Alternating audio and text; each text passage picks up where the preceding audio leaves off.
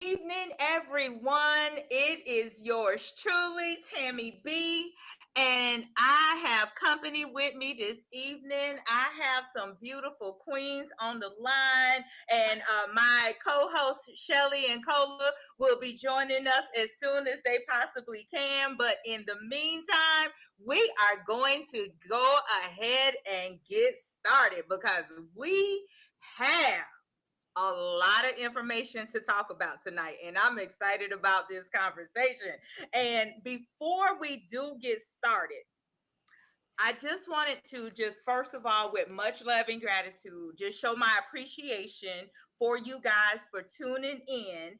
And I just ask, if you are not a part of our community, if you would be so kind to join us by clicking the subscribe button, as we are here every Wednesday at 7:30 p.m. Eastern Time.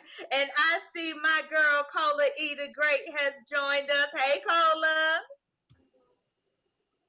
Cola, can you hear me? Are you Okay. talking to me? I, yes, Okay, I cool. was saying, hey. Okay. Let her work her issues out because this system has been challenging me every week, but we going to get it right. We're going to get it right because it does have We some on the features I podcast like, now. except for the technical difficulties. But one of the beautiful things about when you're live streaming, even though you can't edit, it just gives you the showing and the knowledge of how to move forward even in the midst of technical difficulty. So there's no editing. And listen, compare that to life. You have situations that arise in life and you don't get the opportunity to go back and do it over, so you just move forward, which is what we are doing.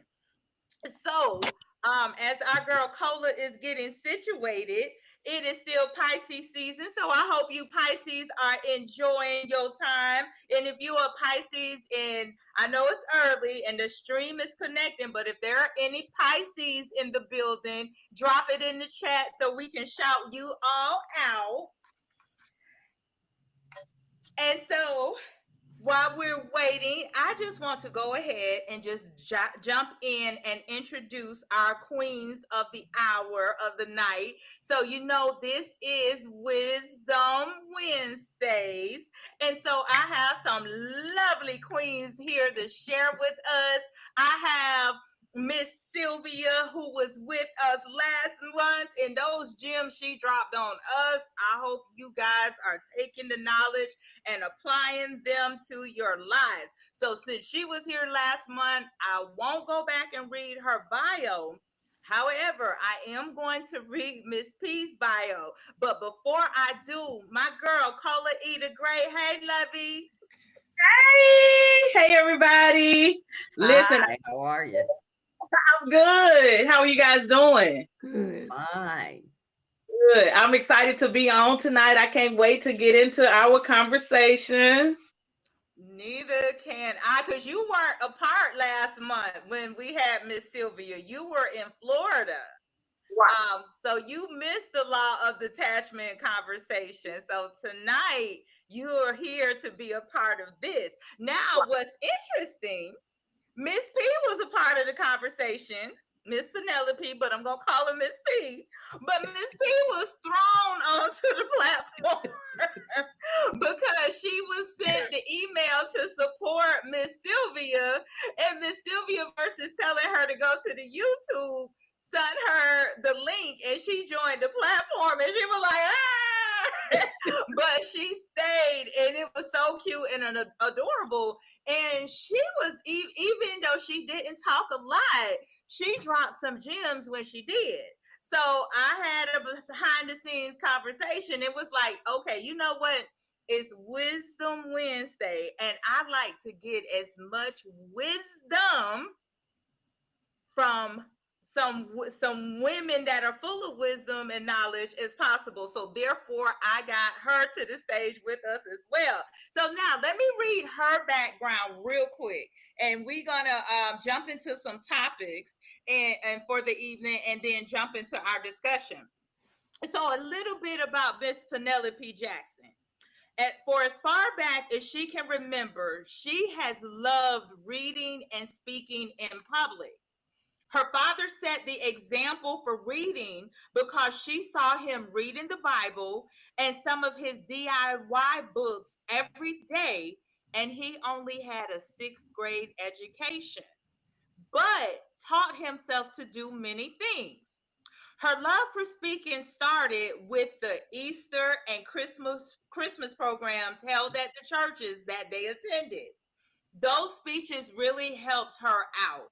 She also enjoyed the opportunity to teach their Sunday school class when she was a teenager. So hold on, I gotta interject, Miss P, because as I'm reading your bio, you Mhm. sounded like me because I think my grandmother only had a sixth grade education, and she went on to do phenomenal things in life. Was a powerful woman, like I couldn't think of another matriarch to have over the Weatherspoon household. So, grateful for that. I was in the Christmas programs because I'm a preacher's grandkid. So we had them Easter and Christmas speeches every holiday. So, and I was a part of that as well. And now Mhm. I didn't do it in as a teenager, but as a minister at the churches that I was a part of, I also taught Sunday school. So I'm like, okay, I'm listening to my story in your bio. So to carry on, so one of her favorite classes at North Carolina Central was speech. That class prepared her for some things to come. Being brought up in the church was a challenge for her because she hated the reality of not having a say in whether she would go or not. After moving to Cincinnati, Ohio, she joined a church where she taught a class for teens. It was very rewarding, but when the pastor's son informed him that she was also teaching Black history, she was told to leave, and she did. She moved back to North Carolina and became an associated minister, became associated with an AME church, held many positions there, and became an ordained elder while a member. Her training for that ministry was done at Duke Divinity School, culminating in the Master of Divinity degree. She was Mm. also searching for something deeper than church.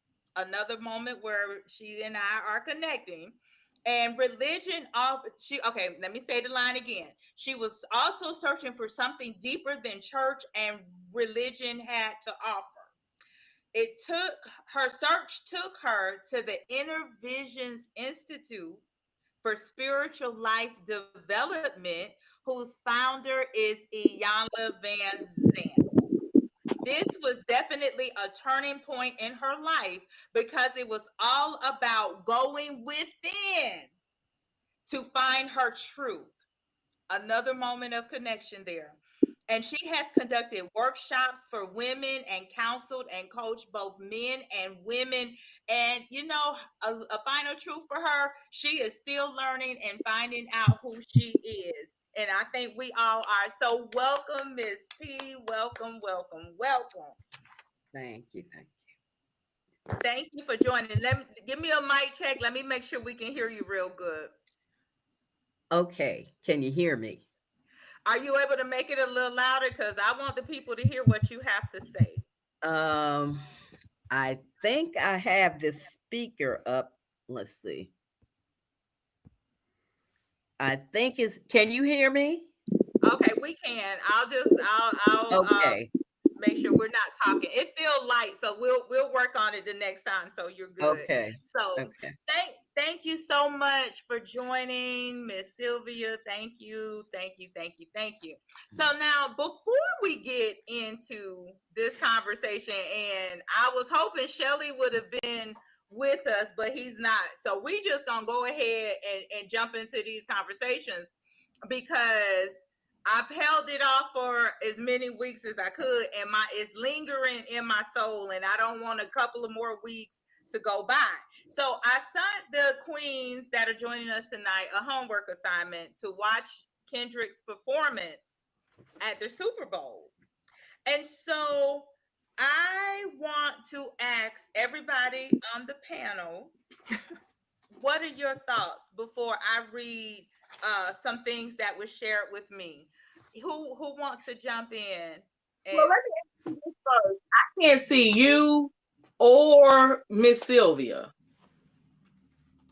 mm, Can you interesting see because them? I see you. We all I think we all see you. Only person I can see is Miss P. Oh wow. Mm. Miss P, can you see everybody? Yes. Oh, You maybe want to I. log out and come back in? Yeah, let me try that. Okay. All right. All right. So I'll start with you, Miss P. What did you get a chance to watch it? I did get a chance to watch what you sent. Now Okay. I've heard a lot of commentary on that Super Bowl event. And quite honestly, as I was telling Sylvia, um, that is a different music genre for me that I don't understand. I didn't hear anything that Kendrick Lamar said that I could understand because it's so fast. And the other thing for me, the one thing I did understand was Sam Jackson. And all I wanted to say is this. To start out, Sam talks about he represents Uncle Sam, which is the government. And all I wanted to say about that, and he really showed that forth, is that to govern means to control. And ment is at the root of the word mental, which has to do with the mind. So, what that really boils down to is that the government controls our minds, Mm, I love or it. at least some of us. Right. That And part right so, there. yeah, at least some of us. Those of us who are not aware. But for those of us who are aware, then we have been able to take steps to keep that from happening so much. And so I think that is the introduction into what Kendrick Lamar does in his halftime show. Yes. So let me okay, so let me do it this way and then you guys can share your thoughts cuz what you just said is good and it is um there is a major form of control taking place in the world today and it really is time for people to wake up to that. However, it's hard in the midst of the distractions when they're constantly doing everything to keep you from waking up. So it's big. So let me read some of the things that somebody sent me a letter of what that was circulating the internet. So this is some of the thoughts that came out. And there, first of all, they said it was a powerful statement filled with hidden messages.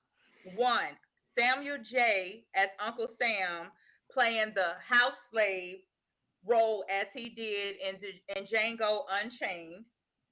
Two, a warning to Kendrick Jackson telling him how to play the game white America expects. Three, Squid Game stage, which I have never seen that, which is symbolizing the rich exploiting the poor. And I haven't seen Squid Game, but I have seen Hunger Games, and I feel there's some similarity, even just based on that statement. Mm. Um, the red, white, and blue dancers were representing the American flag. Now, they said something was missing. Now, I don't know what was missing. Cola, did you see any of it to know what they're talking about? If anybody is in the chat that can tell me what was missing, because I'm still confused there. The stars. Oh, the star.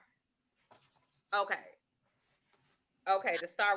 And then what is the star supposed to represent the colonies? What is that exactly? Look, give me a little They represent the 50 states. the The individual stars state. represent the 50 states. Say that again, Cola. The stars represent the 50 states. Stars on the flag represent the 50 states. Right. That I'm aware of, but I guess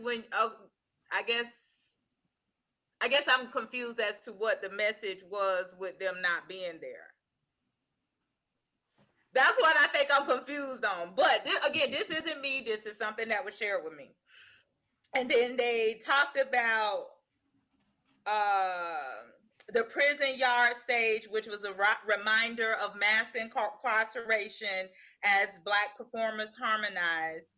And then there's a note of protecting Black women, which a nod was to Serena after Drake's disrespect. And I don't even know what that was about because I don't keep up with all that stuff. So if there's anyone in the chat listening, if y'all can tell me what Drake did to Serena.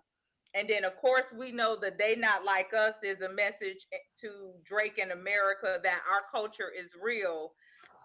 They said something to the effect in that message, there was a call to action, which the world is in crisis. Turn off the TV, organize, and unite. In which there is some truth. The world is in a crisis right now. And the game over to the audience was like a bold statement demanding change, which I will talk about. And it said, I also saw, well, no, this is me adding. I saw one of the letters had something about Sexy Red, but I don't even know what that was about. So anything that I just said, do you all have any thoughts? Cola, you smirking, nothing to add the comment on that? I didn't get the I overlooked the homework assignment. Yeah. Oh, you know what? I thought you had already saw Kendrick's message. So you never saw it? Okay. So okay. Yeah, I didn't get it. No, I sent it to Miss P and Miss Sylvia. Yeah, because I figured you had probably, especially as much as, I know you're on YouTube and stuff like that. I figured you had already seen it because you be knowing stuff I don't have a clue about. I heard a whole lot about it, but I didn't dig into it. Okay, that's fair. All right, so something else while I have these queens on the line before we jump in. I was listening to a pastor preach, and he talked about a book titled Post-Traumatic Slave Syndrome. Y'all shaking y'all head. So do you all know about this book? I don't know about the book, but it's obvious that that's a real thing. I mean, it's obvious that that's a real thing. There is a book. Oh my gosh, I forgot the lady name. But if you say that again, Dr. Joy DeGruy. Joy DeGruy. Yeah, that's definitely a real thing. I've often said that we as African Americans or Blacks, however you want to label yourself, I call myself African American, being from Africa and now living in America. Okay, so that's how I see it. But I've often said that we should come together and sue the government. We should do a class action lawsuit because we're still traumatized. We're still traumatized from that, from those years of experiences. We're still traumatized. We're only how many generations moved away from slavery? 3 or 4. I mean, because my grandmother's grandmother was a slave, and my grandmother remembered her grandmother. And you know what's interesting? My grandmother was born in 1927. And so she was born in 1927. Slave ended in 1865. And she was born 27 years into the 1900s. So her grandmother was a slave.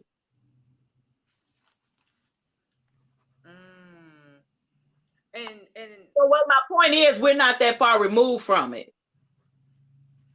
No, not at all. That's my point. And so we still definitely suffer the traumas and the mentalities that came from that. And then it doesn't help that it seems as though that they're trying to push us back. Well, here's the thing, and I know you was going with that book, but but when I think about us coming, not being qualified for slavery, then after that we were sharecroppers, which was still slavery mode, and then after that we had Jim Crow laws that just ended in the 60s. In the mid, am I right, Miss Sylvia and Miss Penelope? In the mid 60s, Jim Crow laws. Yeah, so all of that was still slavery extending itself. Not Jim Crow, but I mean, it was still a huge form of control, and still being treated as though we were less than human. We were still really, really, really deprived during um, and then now we're still the same things are kind of still happening. We're still being killed by the police. That never stopped. And slavery never stopped because that's the industrial prison complex. There you go. There you go. So anyway, so yes, I when you bring up that book, and I guess Miss P has read it, but when you bring it up, to me, I mean, the title speaks for itself. Yes. It does.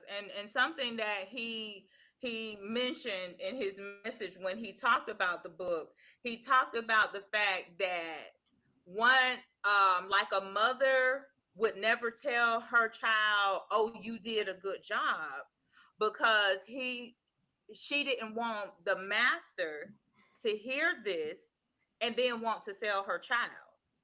And so with that information, when you kind of look at it now, things like that is why people have a hard time loving each other, hugging each other. You have some people who are still who were never given that love or that encouragement or that positive words of affirmation, which we are now aware of and are now now using, which is kind of some of the stuff that we're going to talk about tonight.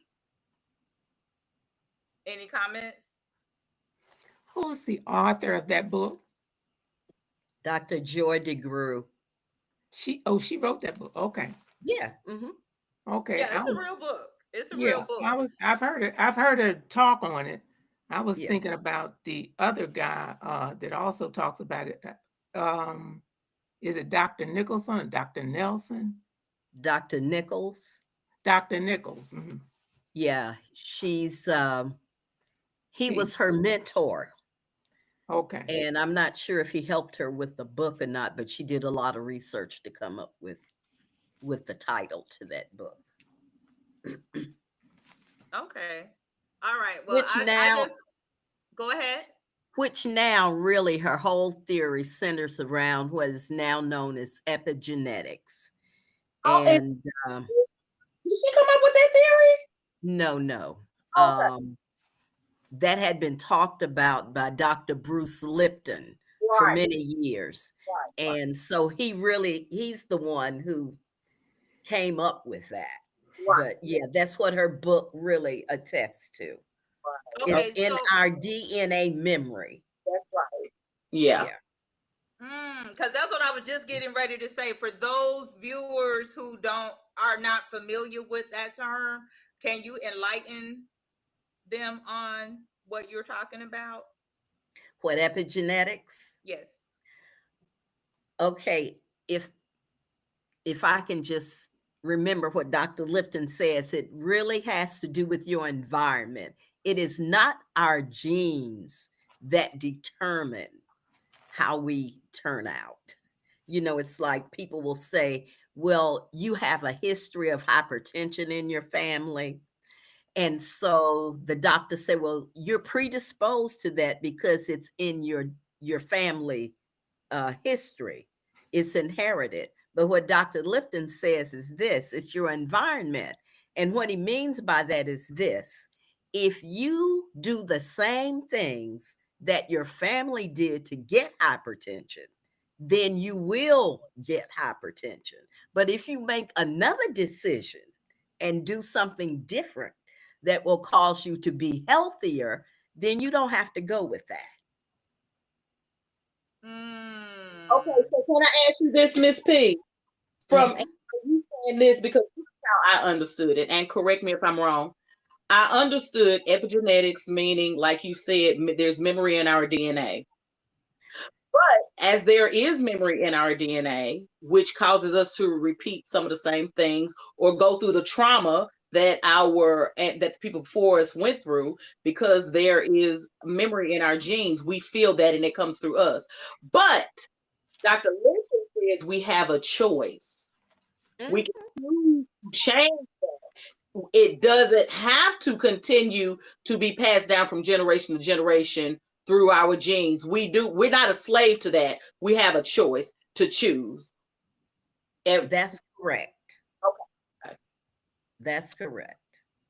Okay, because I think that's what she was saying. If an individual makes the choices to eat different, to exercise, to hydrate, drink more water, those things can have a more positive effect on their life, and they don't have to stay predisposed to those particular ailments.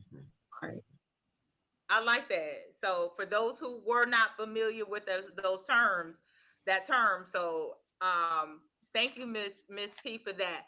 And also before we really dive in, like, how was it going under Iyanla Van Zant's teaching? Please, please, please, because I like unofficially she is my she. First of all, she is my shero. Okay, I started watching Iyanla Van Zant and realized, man, she fixing my life.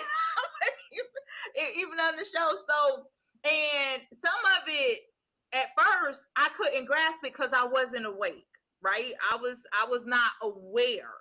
So some of the stuff I'm like, okay, she to the left. But the more I watched, the more I became, my consciousness started expanding. As Miss Sylvia said last month, there's this little limited box or this little circle that your thoughts are limited to. So when you're there, it's kind of hard to see beyond that. Please talk to us about that.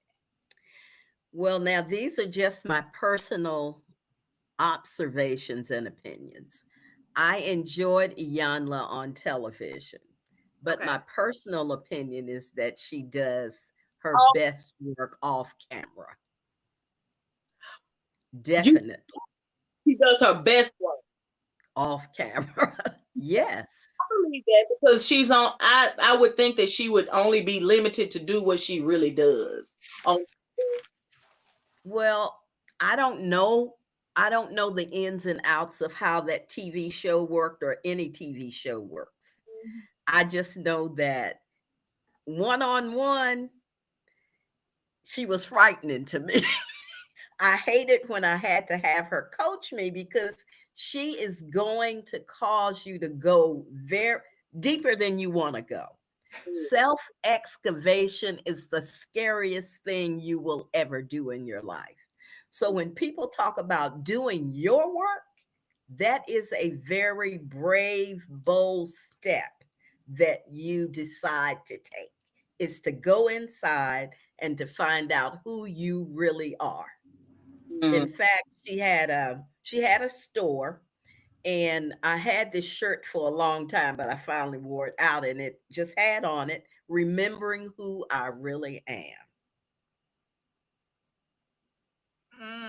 So I just want to give you one little example of what I mean. When we went to our first intensive, she came to the podium, she briefly introduced herself, and then she asked the 30 of us in the room to find 3 people that we did not know. So any 3 would have done me because I didn't know anybody there.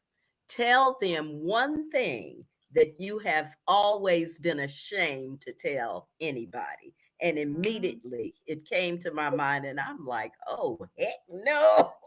But no, I mean, I imagine everybody in that room had the same response internally.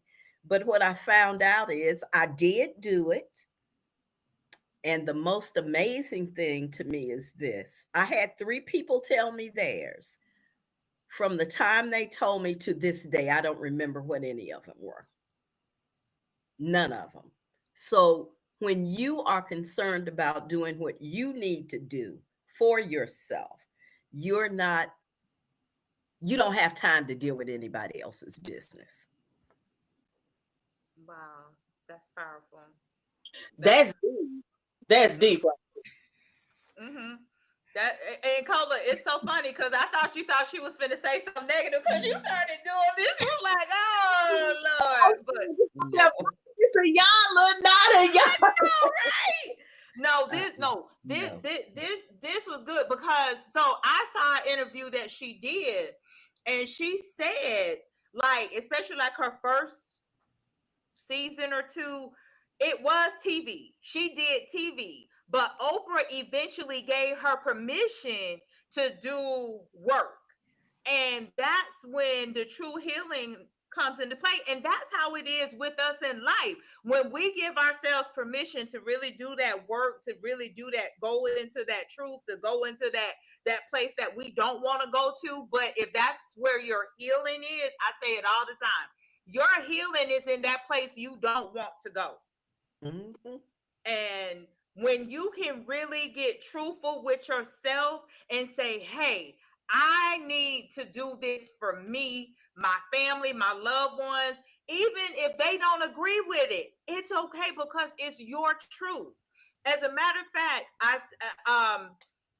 this morning I was listening to a message and it was talking, somebody asked a question about Napoleon Hill's Think and Grow Rich. And for I know everyone don't believe in this, and I'm not trying to get anybody into there, but I'm just going to go ahead and share what I heard. And it the person was kind of really asking, like, some questions about it, and the responses that was given was the original transcript of Think and Grow Rich would not be published if Napoleon shared how he was relaying getting the information. In other words, he was receiving the information from infinite intelligence. And so, had he said that, especially at that time, the book wouldn't have gotten published. So he had to dummy down. He had to, keep that out because you couldn't talk about source energy, in the way that we call God and things like that. You couldn't talk about it back then, but ultimately that's who was giving him the information. And as I just said, that it's just like almost like a couple of weeks ago when we had Sam, who was pardoned after 24 years in prison, but when he almost drowned in training, he was told, if you go talk to a therapist, they're not going, watch what you say. And those are the things that keep people from their true healing because everything is being filtered. You're being told what to say, told how to act, and that there's no true healing there. And I'll allow anyone to comment before I start sharing Miss Sylvia's screen. I agree 100%. Okay, and then I also see in the chat, so Miss P, somebody said that was deep. What you said, that is deep, and I love that. And then going back to the choices statement, it was put in the chat. I agree, we have choices. We don't have to let the negative situations overtake us. We can take the high road and be better versions of ourselves. And that is absolutely true. All right, so we are getting ready to jump in. Now, Miss Sylvia, since we had some technical difficulties, you sent me 3 pages. You have the one titled Explanation for the Laws of the Universe. You have the Divine Laws of MAAT, and you have the Mastering Your Inner World for Outer Peace. Which one you want to start at? The explanation of the laws of the universe, the first one you mentioned. The first one I mentioned? Okay. All right, ladies. I'm getting ready to share my screen.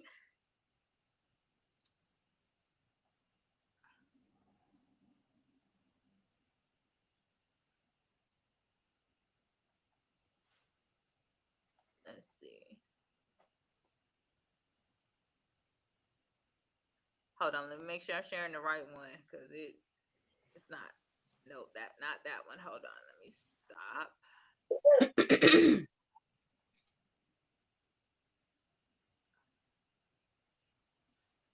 So it's got Okay, y'all, I swear this thing is shifting on me. Okay, that's still not the right one. Now watch. I'm gonna click on where I think it is at. And then it's gonna probably move on me again. Hold on. Okay, hold on, y'all. Okay, that's what it is. Uh-oh, y'all. Hold on.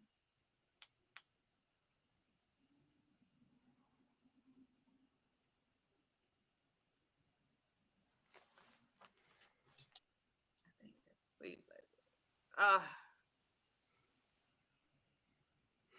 Okay, y'all. This is annoying me. Because I done clicked on something that I had no business, that I don't even know how to get rid of.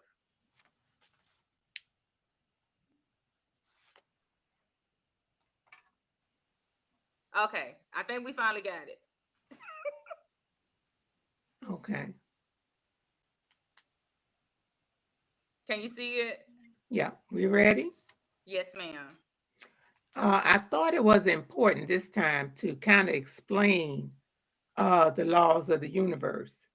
So this is just some excerpts, but one of the quotes that I wanted to read that's not there comes from the book Master Key System by Charles Hurnell. He um, he who would acquire power must be in harmony with natural law. He who would acquire power must be in harmony with the laws of the universe. And I thought that was very important. Now, a lot of people talk about the 12 laws of the universe. There are many laws. It's just that some people, some of the writers break it down into 7 laws, 12 laws, but there are many. Law is defined as something regarded as having binding force or effect.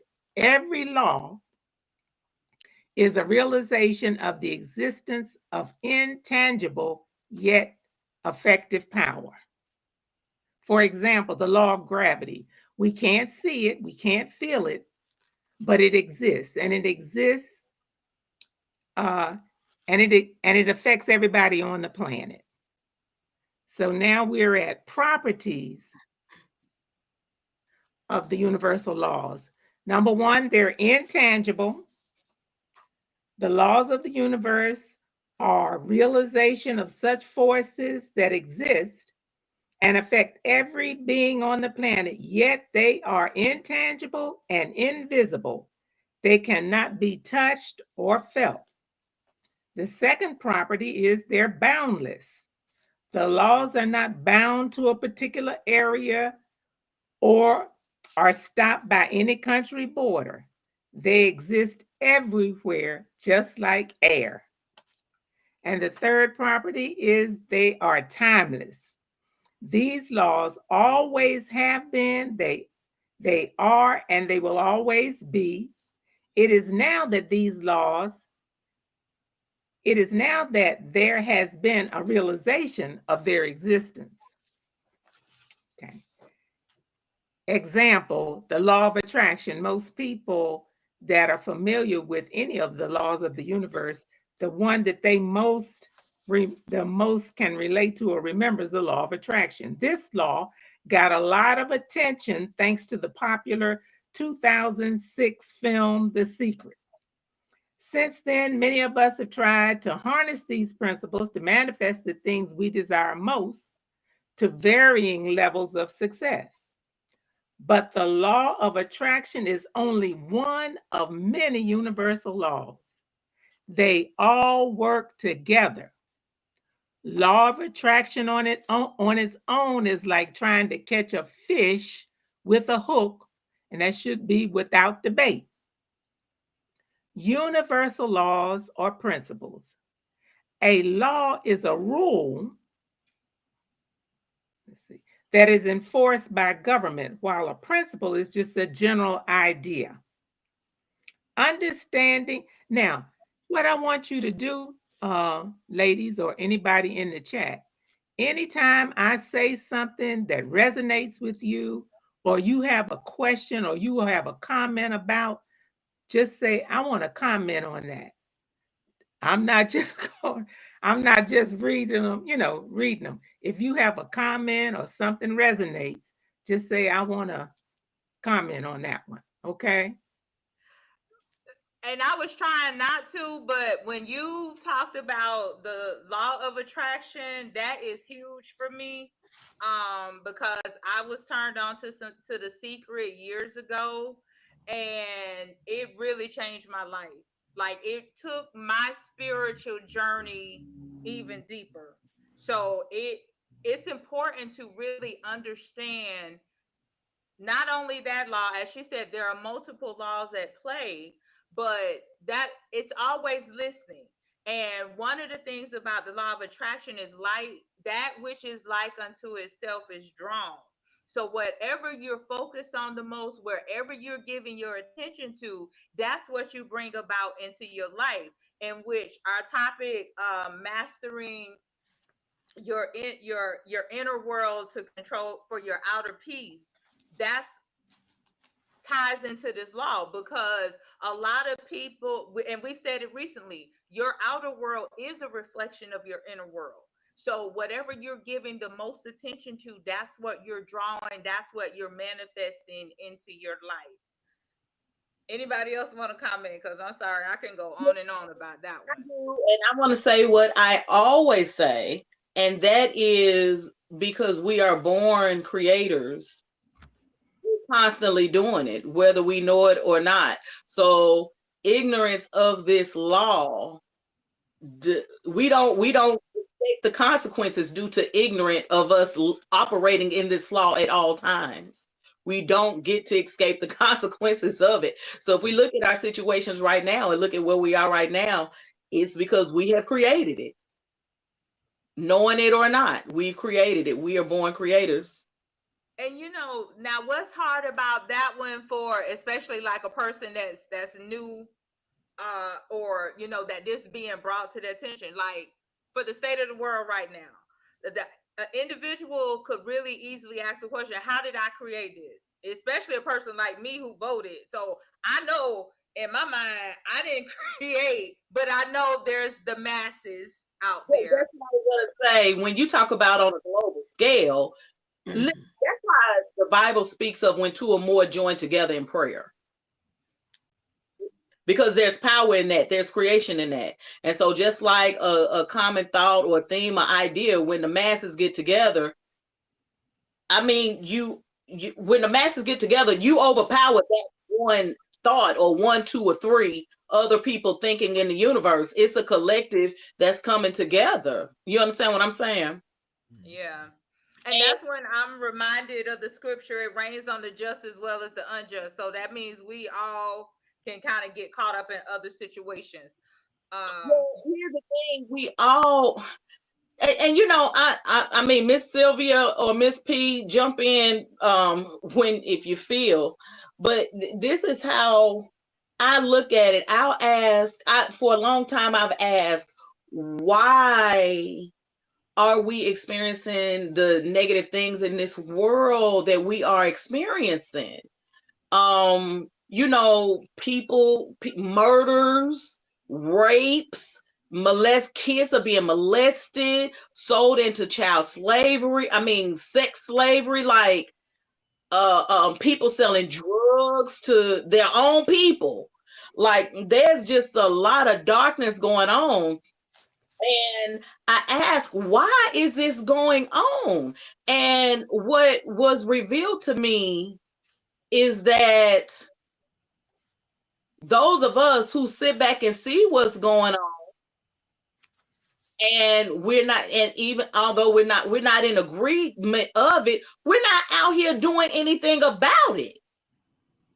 And so we're not taking our power, we're not using our power toward making things right. We're not doing it in a collective way.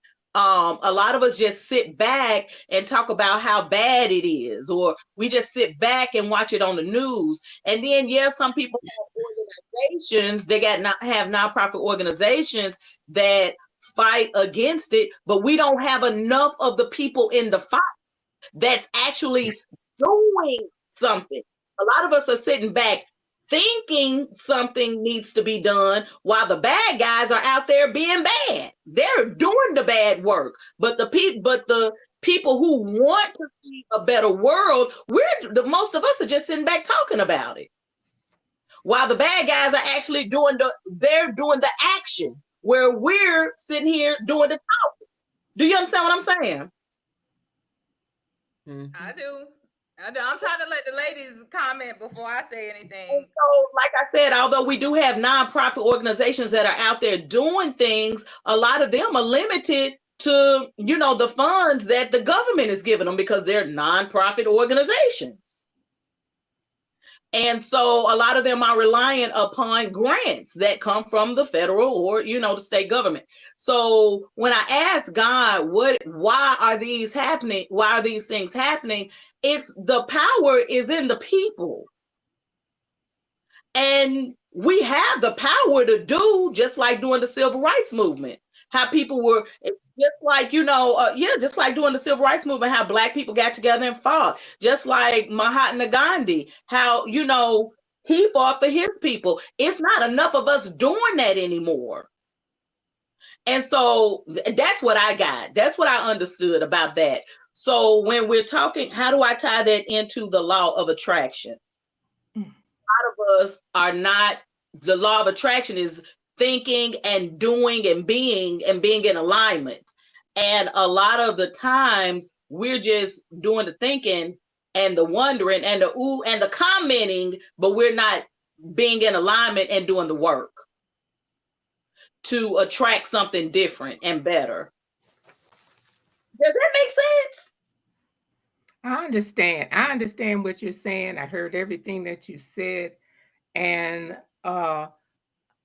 there's a quote in the Bible, help me with this, Penelope, that says something like, we're in the world, but we are not of the world, and that we are spiritual beings. And so, like Cole alluded to the fact that a lot of people are not doing anything.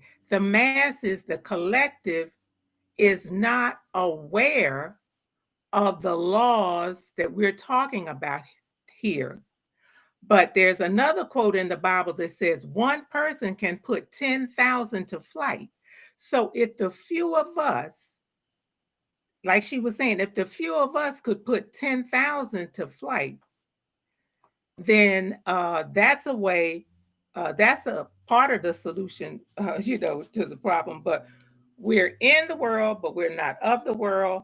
And some of these laws that we're going to be talking about are spiritual laws, and they're mainly put into action by people that have evolved to a certain level of consciousness. And when they say Christ in the Bible, that really means consciousness, a Christ consciousness. And everybody hasn't gotten to that level, but we're moving forward. Right. Miss P, you want to add anything before I read this question in the chat? No, go right ahead. Okay, so someone put the question, my question about the law of attraction. How do we stay on that high vibrational frequency to attract what it is that we want? That's an excellent question. And in order for us to attract what we want, we do have to stay on a high vibe. And one of the ways to do that, wake up every morning and just start saying everything that you're grateful for. I'm grateful that I was able to open my eyes this morning. I'm grateful that I can see, hear, touch, and smell. And you start reciting all the things that you're grateful for, and your energy level begins to rise and rise and rise. And although it may be difficult to stay in that state, that's just an exercise on how you raise your vibration. So when you want to put something into manifestation, you're on that high vibration, and try to stay around people that are on a high vibration. That's another thing. You don't want to be around a lot of negative conversation, a lot of negative talking.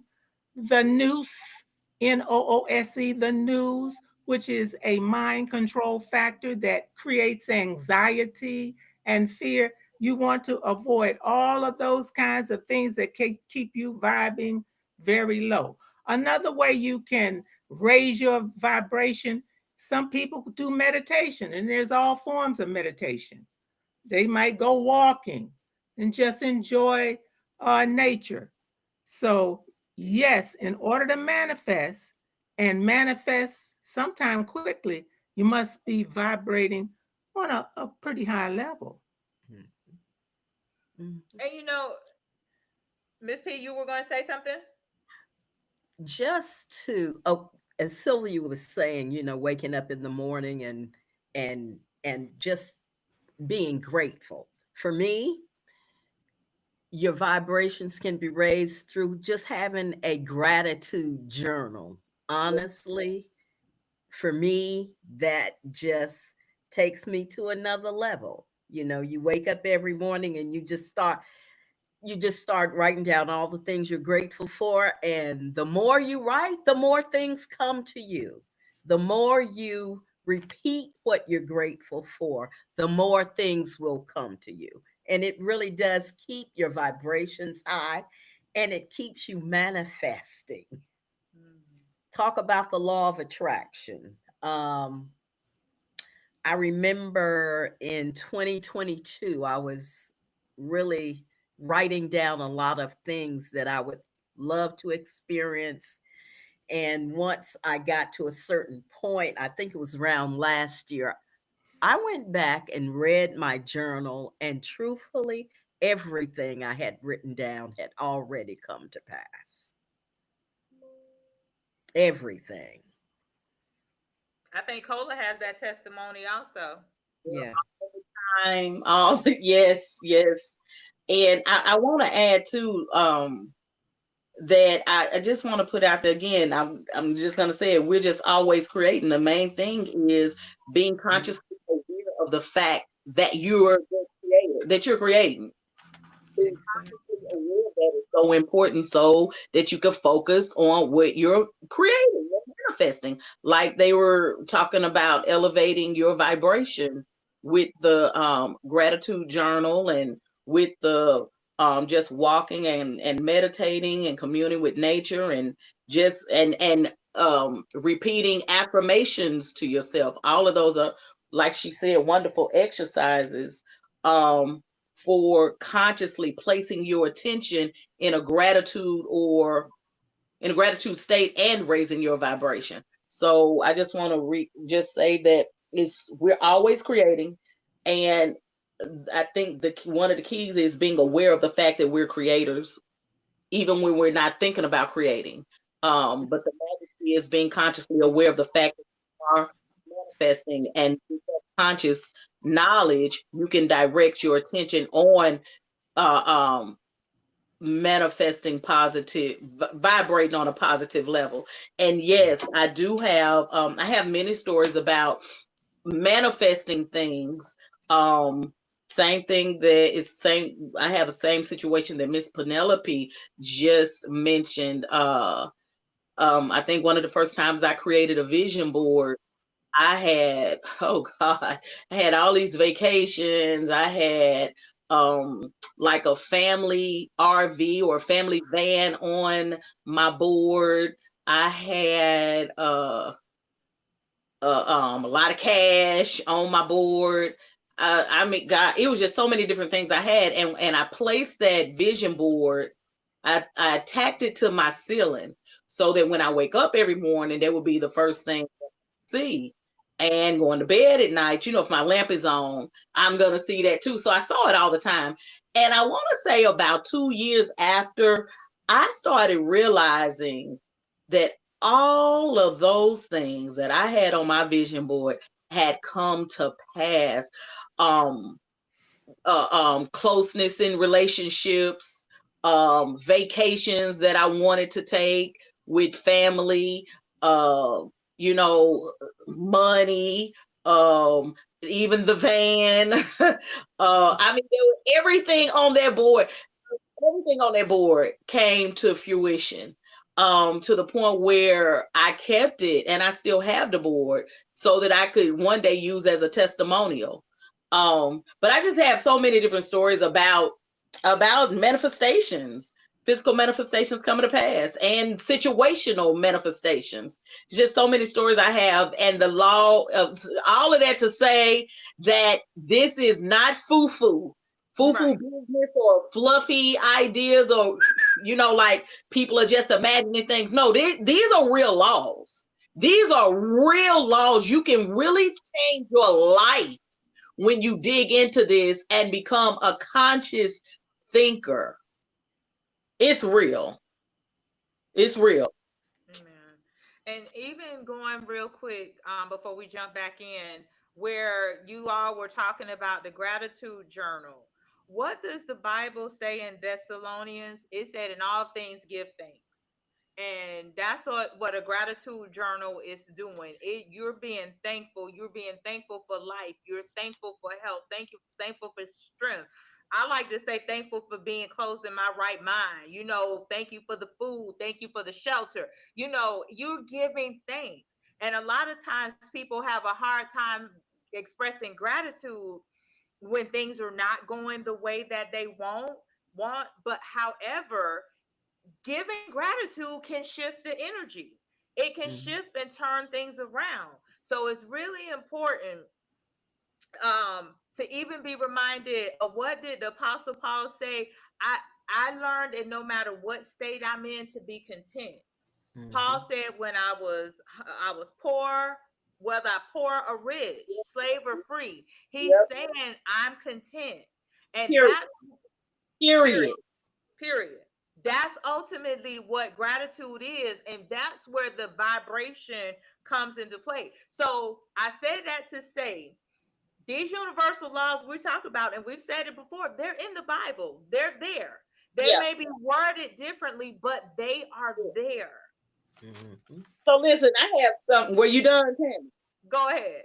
So I have something for you today. So, okay, so here lately, let me see. For about, what's this? I started on the 1st. Today is the 5th. Mm-hmm. Okay. So for 5 days, because I started in March 1st.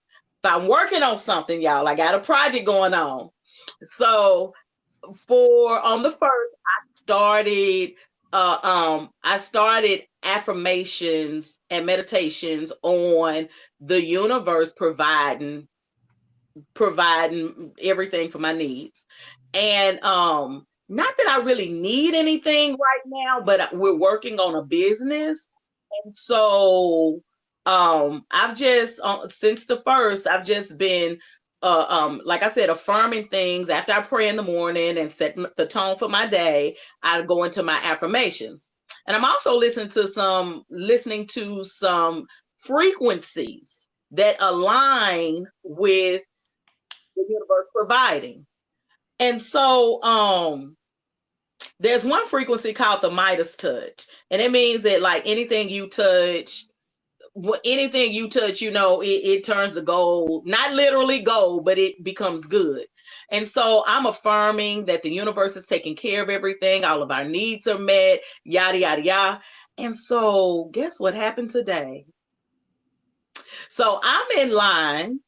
I'm headed out to do my daily stuff toward the business, and I'm in Starbucks line. I'm getting me a egg wrap and a coffee, and this woman swings around, skips me in line, and goes to the window. And so I wait on her, and I'm looking like, did she just skip me? Yes, she did. So I'm patiently waiting as I'm behind her. And then when she leaves the window, I pull up. And the cashier says, well, the lady ahead of you just paid for your breakfast. She said that she skipped you. She was in a rush. She didn't even have time to order at the speaker. So she just skipped you and came and ordered at the window. But your breakfast is paid for. I was like, well, I'll take that. And so, I'm thinking, wow, Lord, or, and so then I get my food and my coffee and I drive off. Today, this evening, I go to the clothing store and I see some boots that I like. Last week I seen some boots and I said, no, I don't need these boots. I don't need them. This ain't the time to buy them. I'm just gonna hold off and, wait another time. Well, I happen to, and it's something, and I said to myself, I go on the other side of town when I'm over there. Maybe they may have some a little better, even though I don't need to buy nothing, but they may have some a little better, something that's on sale. So I said, I'll just wait till I go to the other clothing store on the other side of town next week. So I go there today. I see 3 pairs of boots on sale. And I love boots. And I'm saying, oh, I don't need to buy these, but I really feel, and I mean, please don't think I'm crazy, but I feel like Spirit is saying, and it's not me because I'm having a battle within myself. I don't need these, but I feel like Spirit is saying, you get this, you deserve this. And I feel a happy presence. And so as I'm getting these boots, I'm like, okay. And I realize they are $10 a piece because they're on sale. Last week, they were like $45 a piece. So I get these, I'm picking up these boots. I'm getting 3 for $30. And I mean, had I got the 3 for $45, there would have been 100 and some last week. So anyway, then I'm over there looking at the earrings like I do not need these earrings. Lord, no, I don't need the earrings. And I feel like I'm like just go ahead and get the earrings. So I get the earrings. Okay, so I'm at the cash register and I'm just digging in my purse. This woman comes up to me and she says, what is this stuff right here? I said, these are my things. She said, and I had 4 pairs of earrings. She said, are these earrings yours? I said, yeah, they're mine. She said, I'm going to bless you today and buy you these earrings. I said, what? I said, no, I had plenty of money to buy those earrings. Keep the blessing. And I said, thank you so much, but I can get these earrings. She said, no, just take it. Take it. I'm gonna buy these earrings for you. And I said, well, I didn't know how to receive that. And I said, well, dang, and tears start to well up in my eyes because this is today. This morning I had breakfast paid for me. Then today this woman by stranger. Then today this woman pays for my earrings, another stranger. And she's just looking at, and let me tell you, she's there with 2 of her girls, and they are they're reeking marijuana, right? Smelling like weed. And so I'm like, oh my God, 2 lessons in that. I said, and I'm looking at her and she looking at me because she sees that my eyes are welling up. I said, you don't know how God is using you right now. What you're doing buying these earrings is so much bigger than these earrings. And so I said, can I just hug you? And then we hugged and she was like, God bless you, God bless you. And I was giving it back to her, may God bless you 10 times fold and yada, yada. So we were carrying on with each other like that. And so I thought to myself, it was just a confirmation that God can and will use anybody. And I'm here. I hear your affirmation. The universe is responding. To that has never happened to me in my life. And I'm going to ask y'all, how many times has that happened to you? 2 different strangers in 2 different areas pay for your things in one day. That's how it works. That's how it works. So that and you know what? That's what's gonna get you to your next victory because you celebrating the small. Because that's yeah. It's small, but it's the response that's big. It's the principle. It's exactly. The response. Exactly. It's the response. And like I said, I've been affirming I normally don't do affirmations about material things and money. I normally don't do that. But I started it this week and I mean, the universe is providing, and that is my affirmation. The universe provides. Amen. And I will add something you said about the frequency, and then I'm going to jump back to the message because I want Miss Sylvia to get through a lot of this. I think there's a book out there called Cosmic Frequencies. But it's interesting that you say that because uh frequencies, to the person that even asked the question about high vibration, they raise your vibration as well. Even there's like wealth frequencies, like you said, there's the Midas frequency, whatever. Vibration is a frequency. It is one and the same. Yeah, so there are different frequencies. So like, and like how we talked about binaural beats a couple weeks ago, that help you sleep, and those things are actually working on your vibration, your energy, raising your vibrational level. So I mean, again, these are things that had not been taught to us, but even think they sometimes the kings in the Bible, when there was certain things taking place, they will call for the musicians. They will call for the music that would prepare them for war. So just keep those things in Not mind. only did they do that in the Bible, Africans did it and still do. The Native Americans did it and still do. There are many native cultures that did that, that drew up energy through vibrational tones and you by way of frequency.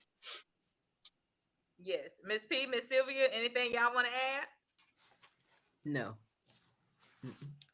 Understanding the universal laws show us how to master life on all levels and gives us insight into what we can do to reach our goals.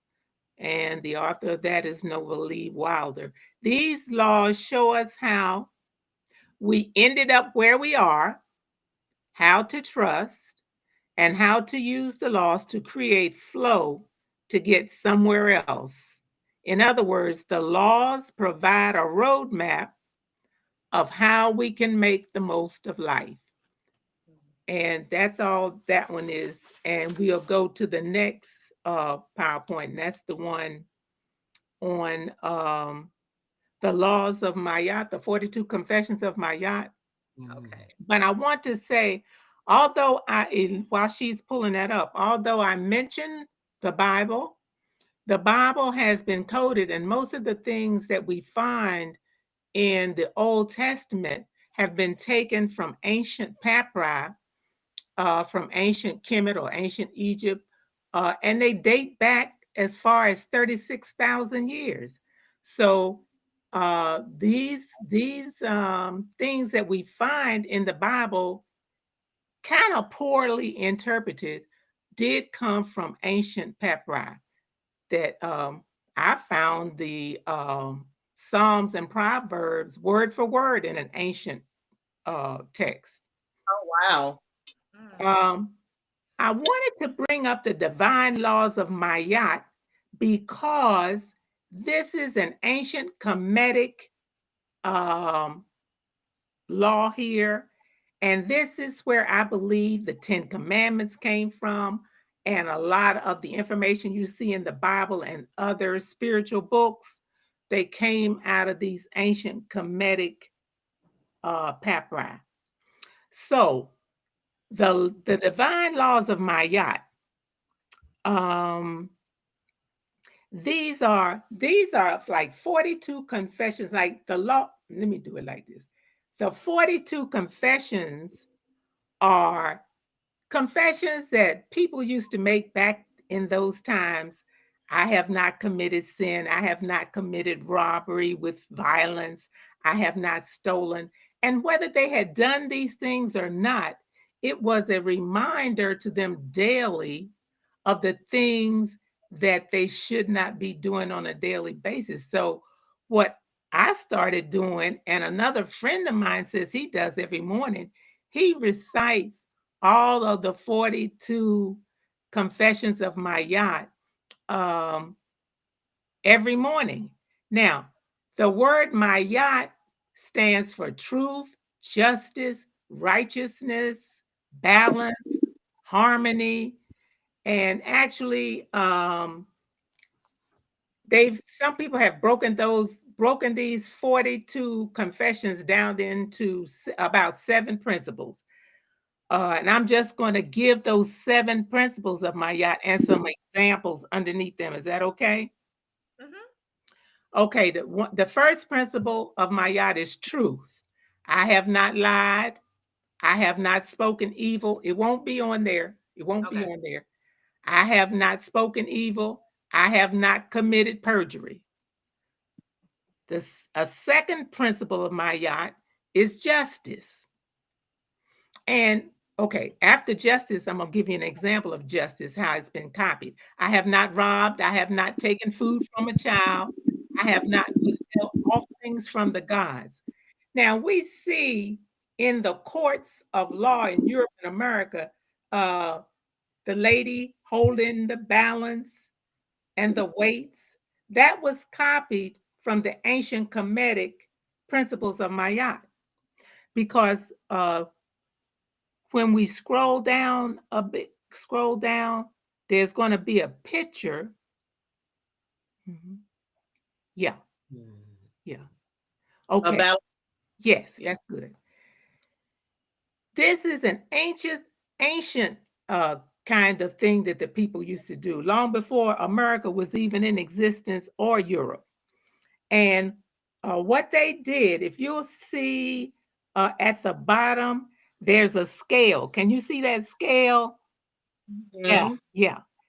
And on one side of the scale, on my left, I think is the feather of Mayat on that scale, on the scale. Yeah, on the scale. And on the other scale is the heart of the person that has passed on. So what they're going to do, and I'm just paraphrasing the whole thing because this could take a whole week explaining this whole thing. What they're going to do before you pass on, you come into the judgment room, and all your heart is placed on the scale and beside the feather of Mayat.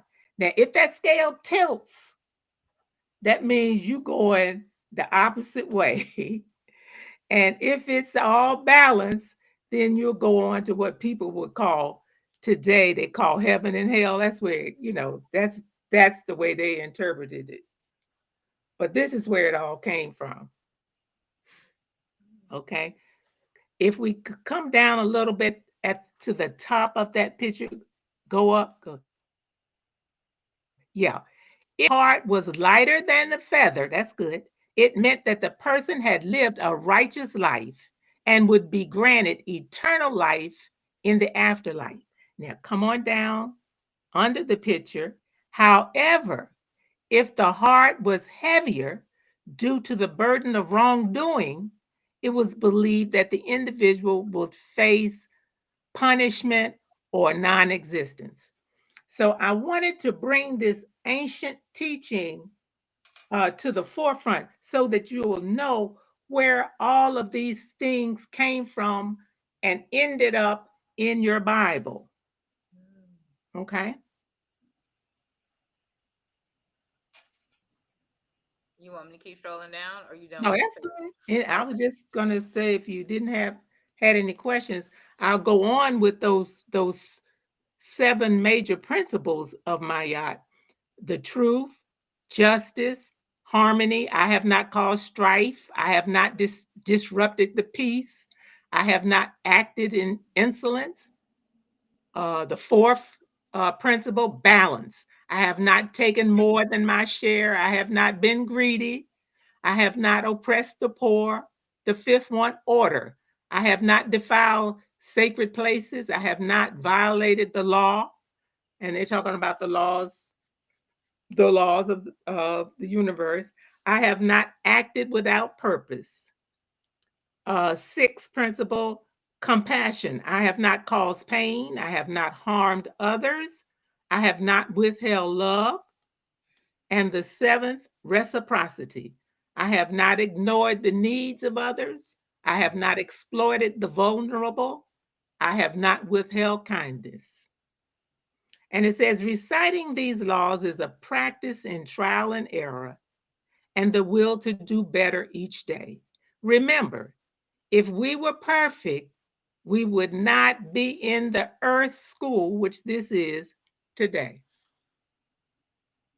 So we're in a school. Yep.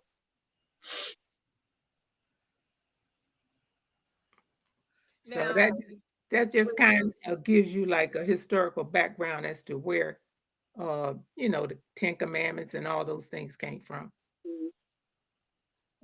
and Mayat, is there like an acronym for Mayat, or it's just Mayat? Mayat is a deity, and generally she generally has, sometimes her arms are stretched out and she has wings, and then she has a feather in her crown, the feather of truth.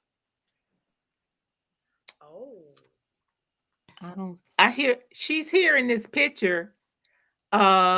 On the right of the scale, that's Mayat holding the staff with that feather. Yes. Yes. Oh, okay. And if I'm not mistaken, the wings of my art, as many of the symbols from ancient Kemet can be seen all over the world, can be seen on, I believe it's I think it's a Chrysler. If you just look at the at the trunk of a Chrysler, you can see those wings. Mhm. Really? Yeah, Everything everything. Everything came out of ancient Kemet. Red, white, and blue, that came out of ancient Kemet. Their structure or building where what we call the White House, it was called the White House. Okay. So all of these things were copied by the Europeans from ancient Kemetic people. Red, white, and blue, the White House, the whole nine. Everything can be traced back to the ancient people. And I think that that's very important, especially for understanding. If you, like Professor James Small says, if you have the history, it'll erase the mystery. That's right. Wow. Okay. Well, if we don't have any questions or comments on that, are you ready to go ahead and talk about mastering our inner peace? Okay. Hold on, let me bring that up. Okay, I got that.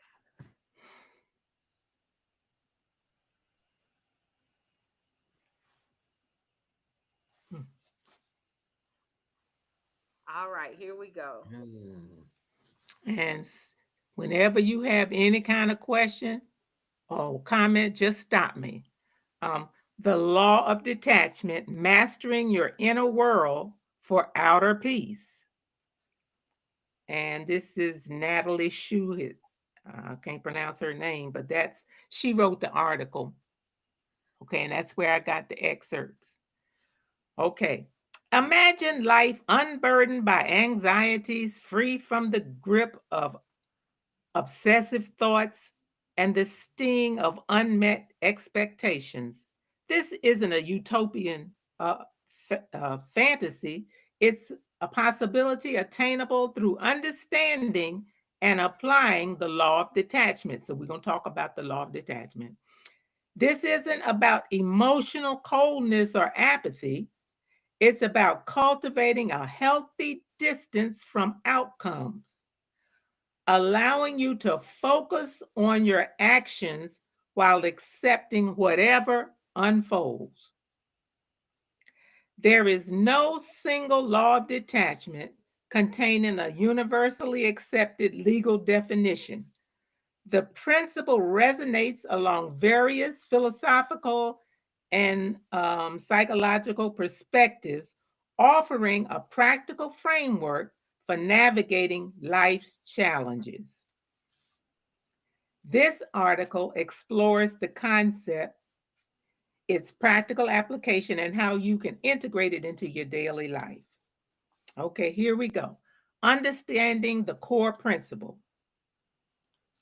The law of detachment, often intertwined with concepts from Stoicism, Buddhism, and other wisdom traditions, isn't about giving up or abandoning your goals. It's about recognizing that you control your actions and efforts, but not the results. I'm going to repeat that one. You control your actions and efforts, but not the results. This shift in perspective empowers you to focus on what you can control, your behavior, attitude, and response, rather than agonizing over what you can't control. It is accepting that life is unpredictable and embracing the present moment without clinging to predetermined expectations. No comments. Okay. You paused on that one because that right there, that line right there is very hard for people, because people attach themselves to the outcome Yes. of a situation, and that also determines whether or not they feel good or bad, because they're like, well, if this works out the way that I want it to work out, then okay, I'm good. But if it don't, not even then, they're upset or they're depressed or they're down, when ultimately this is part of the process where God is saying to trust him. Because what you said up here, you can dang it, basically you don't control the outcome. You can control your actions and your efforts, but you don't control the results. Okay, so go ahead, ma'am. And a lot of times, when you put your desire, I don't like to use the word desire, but when you put out there what you want in life, uh, leave it right there and don't start thinking about how this might come to me. You will never, ever figure it out. And an example of that is I bought a house and I didn't have a job. Okay. And I saw the house that I wanted, and I, asked for that house. And I told my daughter, she was about 10 years old. Children are very clear. I said, now I want you to pray for this house that we get this house. Okay. Okay. And we're going to walk around this house 7 times and we're going to claim this house. Okay. Okay. Because children, they'll just absorb it and run with it. And I knew that she would have probably a higher vibe on it than myself. So make a long story short, how did I get that house with no job? A friend of mine told another friend that I knew how and could help him write proposals. So he called me into his office and said, can you just do the word processing on this proposal and so and so and so, and print it out, get it ready so we can get this money? I said, sure.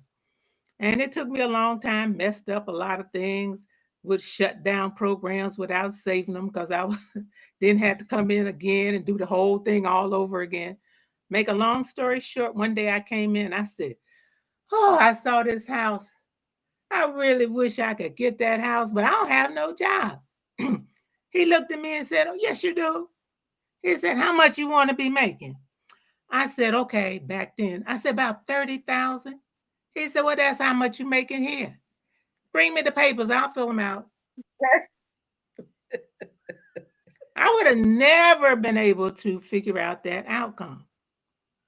You see? And so you leave the outcome to the universe. Oh, my Lord, my Lord, my Lord. Do you know I was listening to something today that reiterated what you're saying?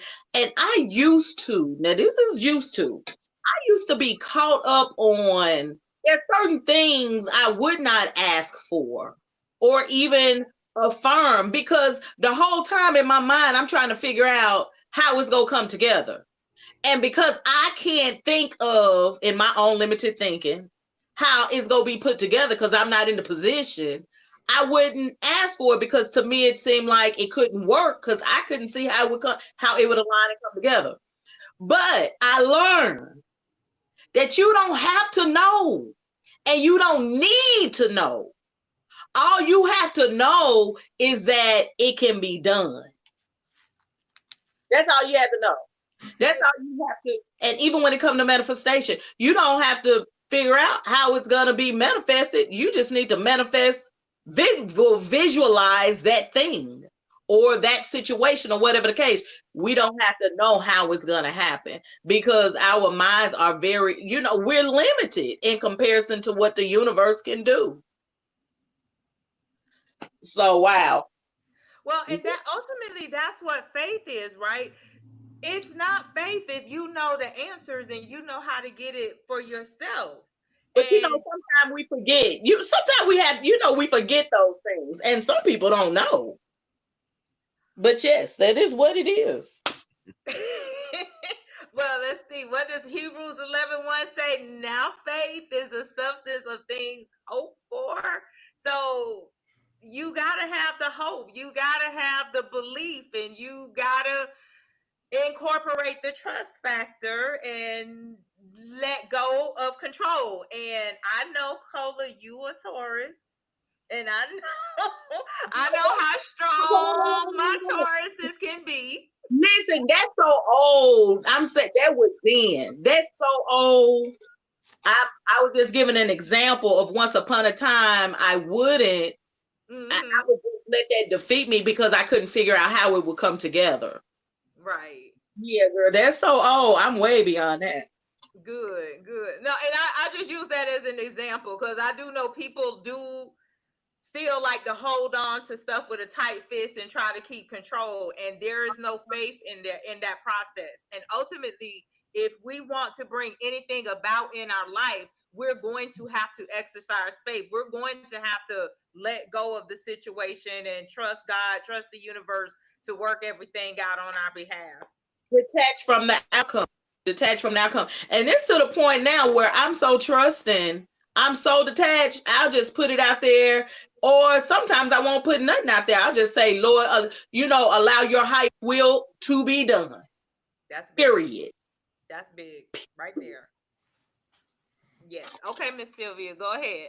Real world applications, relationships, the law of detachment in relationships. In romantic relationships, detachment encourages healthy boundaries and prevents codependency.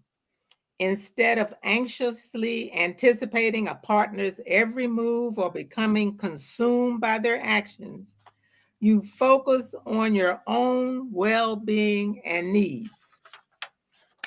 Example, if you're waiting for a call, practicing detachment means focusing on your task instead of constantly checking your phone, thereby reducing anxiety. If the call comes, great. If not, you have still been productive and haven't wasted time in worry. Practicing the law of detachment in careers and finances. Applying the law of detachment to your career can minimize workplace stress rather than obsessing over a promotion or fearing job loss. Focus on performing your duties to the best of your ability. Now, I think that's a great time to pause. A lot of people are consciously thinking about uh, their evaluation. Am I going to be able to do this part of the job fast enough? Focus on performing your duties to the best of your ability. That's all. Well, and so a lot of people are under the stress factor of they can do, and I'm playing devil's advocate right now, but I know So what exactly what advocate? oh, well, I'm playing advocate right now. I'm playing. I'm flipping the scale, but and I only know this because I've heard people say this. Like when they feel they're doing the best that they're still hard on themselves because they kind of been trained that way. That it's almost like their best is never good enough. In fact, I know where I heard that because I was recently working with a lady, having a conversation with a lady, coaching her. And that's what she said to me that, like I'm hard on myself. I'm never, how did she word? Well, how she worded is not important. But sometimes, when you have a leadership that's constantly pressing on you to always do more than you can or should, how do you console them in a situation like that? Because they feel they're doing their best enough, but it's not being honored or acknowledged by their leadership. Okay, now I don't focus on the outside, I focus on the inside because all power comes from within. So I'm not focusing on what the boss said and all of that. I'm still going to know that I'm going to be successful based on the power from within. It's going to make sure this happens. And I'm going to just focus on doing the best I can to the best of my ability. Now, I'm not going to focus on external. That's an illusion. Okay, that is good. That is good right there, because it is an illusion, but yet it goes back to kind of the illusion that we talked about with the who was it? Miss P said the mint and the mentality of the hypnosis that's out there in the world. Because even when I thought about said that, I remember like back in the day, like people had the mindset, I can be sick as a dog, but I'm still going to go to work, because there was this illusion that I had to be to work even when I wasn't even up to my best ability to perform. I call it fear. False evidence appearing real. That's all that was. It was. And a lot of, think about it, a lot of people in leadership capacities put that fear on individuals. And it's left to that individual to absorb these laws that we're talking about here. Always focus on within and just ignore all of that stuff on the outside. It takes practice, but it works. We have to deprogram ourselves. I would just like to interject a little bit here, because I've been noticing since this new political administration has come in that a lot of people are really attached to the government, to this way of allowing political characters to determine how they act and react to whatever is going on. And sometimes it really, and sometimes I do say this to people, especially if I know that they say they embrace a certain faith tradition, and they are worrying about what is he gonna do? Will I have my job? Will I, and I'm like, out of one side of our mouths, we talk about how much we trust God for what we need. And out the other side of our mouths, it sounds like we're trusting the government. So are we going to be attached to what? Our faith and what goes on inside? Are we going to be and be able to detach from what's going on out here with all of whatever is going on? That's big, because that's what I was thinking when she talked about the fear and the false evidence, which that goes back to what we were talking about earlier. That's what is so prevalent in the earth. That's why what you said, the noose, Miss Sylvia, you say the noose. The noose is, let me keep giving them fear. Let me keep them frustrated. Let them think that it's dependent upon me. So, and that is them putting the laws of the universe in action. Because if the people are operating on a low vibration, what they want to manifest will come to surface. That's why I ignore all of it. Okay, so I'm over here acting a fool because I put up a message yesterday on my planting and a watering channel, and that's pretty much what I said. They know these universal laws and they're using it. So as long as people are acting in this low vibrational energy, because they're so fearful, they're so frustrated, they're pissed off, they're everything, if they're in that space, they don't get to tap into who they are. They don't get that peace. that we're trying to sit here and I'm gonna let you get through your presentation. They don't get to the place of the peace because they're disrupted. It's constantly disrupted. It's like they're not gonna give you that space to say, okay, I can be happy, I can feel good, I can feel joyful, I can tap into me, I can change. When you talk about the law of attraction, my set point, because ultimately, when you really talk about the law of attraction, how you feel is important too. Because if you're feeling bad, you're going to attract more reasons to feel bad. It's really, in those affirmations, it's also about your feelings. So the better you feel, the more joyful you are, the more you attract what it is that you're desiring to manifest. Okay, Miss Sylvia, I'm gonna let you finish your presentation before I try to say anything else. That's all right. That's what we're supposed to do. But the bottom line, all of this takes practice. Yeah. I mean, you might try it the first time and you get scared, but then don't beat yourself up. Go with it again until you see it happening in your life. It takes practice. And you have to be fearless. Mm-hmm. You have to believe these laws work, and they do. Mm-hmm. They do. I didn't get this from a book. I practiced these laws and I've seen them work in my life. Mm-hmm. And this journey is like peeling an onion. It has many layers.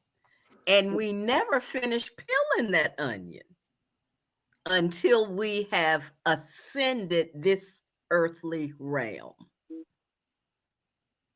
Yes. So it's not about doing something one time and thinking you have arrived. You haven't.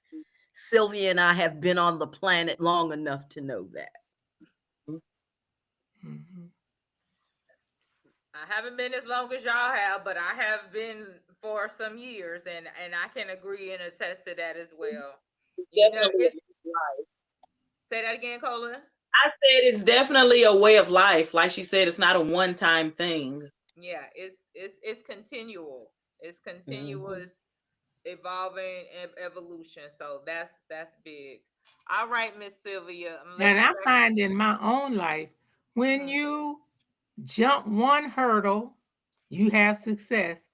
The bar raises. It doesn't get easier. And those people like Kendrick Lamar, all of those famous people that you see that are conscious, the bar has been raised. And trust me, they're going through all kinds of trauma. But I believe Kendrick is conscious. They know these laws, so they keep it pushing. But it never gets easier. The bar keeps going up. And after a while, it becomes second nature. Yeah. Because for me, I used to think as we grow onward, I won't say get older, but as we grow onward, I'm thinking life becomes easier. And it does. But like Sylvia said, the bar keeps being raised. And the more we jump each hurdle, the easier it comes to jump. And that's the easiness of it. You do learn to become fearless because you know what you've already been through. Yes. So that that peace you can tap into in here. And if you don't tap into what's in here, then you live in fear all the time. You have to learn to tap into your almighty, powerful spirit because it's there and it works. And there's an African proverb that says, if there is no enemy on the inside, the enemy on the outside can do you no harm. And Sylvia, the other one is the enemy is enemy. That's the only enemy we have. It's the one in us. Okay. That is true. Okay. Detachment, similarly in financial matters, instead of fixating on investment returns, You focus on making sound financial decisions and accepting the inherent risk. Detachment allows you to make rational choices without being driven by fear or greed. And then we're at personal growth, right? Yes. Detachment facilitates personal growth by allowing you to learn from both successes and failures without becoming emotionally attached to the outcome. It enables you to adapt to change, accept setbacks as learning opportunities, and focus on continuous improvements. Practical techniques for cultivating detachment. And this is, we already talked about some of this. Mindfulness meditation, regular meditation, train your mind to observe thoughts and emotions without judging, creating space between you and your reactions. Journaling, we talked about that. Self-reflection, regularly taking time to reflect on your actions, reactions, and motivations can help you identify areas where you can practice detachment. Acceptance, learning to accept the present moment with all its imperfections is a cornerstone of detachment. Mm, Yeah. that's deep. Learning to accept the present moment That with makes all its imperfections is a cornerstone to detachment. Mhm. that Which is makes what I open up with the live. That's what I say. That's why I'm brave and bold enough to do this live, because I know we're going to make mistakes. I know it's imperfection. I'm going to get tongue tied, something crazy. I might not get my words out, but I don't stay stuck there. And I'm trying to be that example to show people you keep it moving. It doesn't matter. It all works out the way it should and for you. Mhm. But a lot of times when people feel that they're not perfect, they feel they're not good enough, they're hard on themselves.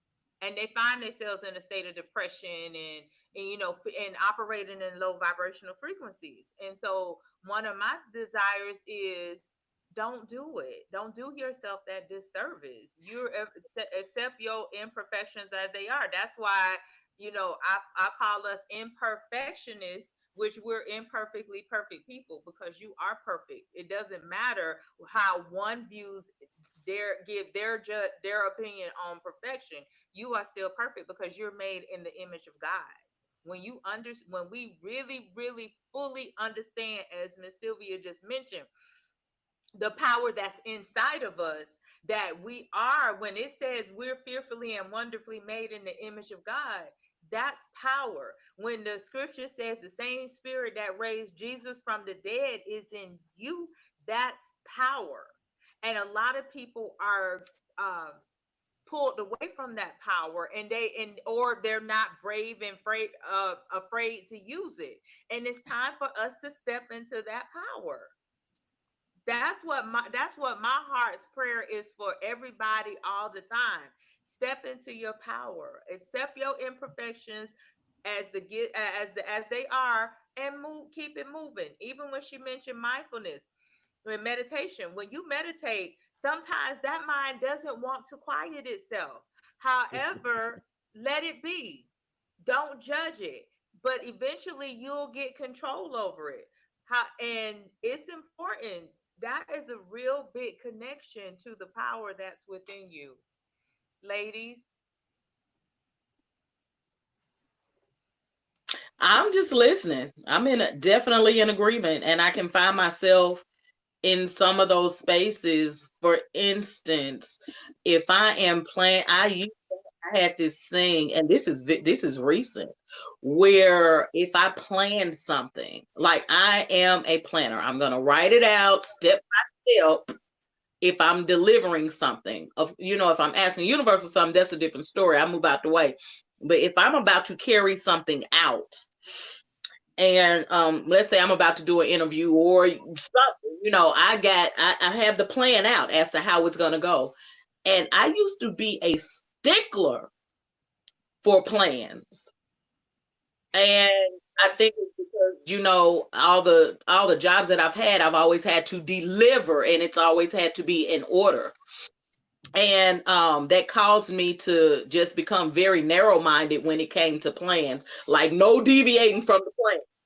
And so here, probably within the last, I'm going to say about a year or so, or maybe less than that, maybe about 7 months or so, I'm learning that, and not learning, I'm becoming okay, and I guess learning too, to deviate from the plan if it goes that way, instead of being frustrated and angry and saying it didn't work right, it didn't work, you know what I mean? And even Tammy, at my wedding last year, I had, in the short amount of time I had to plan it out, there was some of the things that was just completely out of order that I was getting frustrated with then. And this was just last year.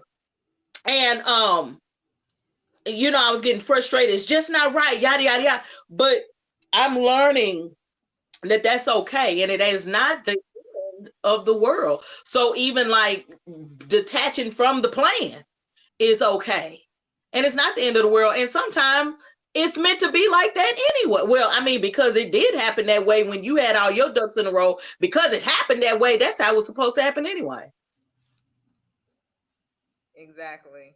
And a lot of times when we have tunnel vision, we don't, or not even flexible. So for me, I thought I am some but both, right? I understand planning. I do plan when I need to, but I'm also a free spirit. I like to just, okay, look, I could just wake up tomorrow. Can I take a road trip? I mean, I just believe life, every Nothing like a road trip. That's easy.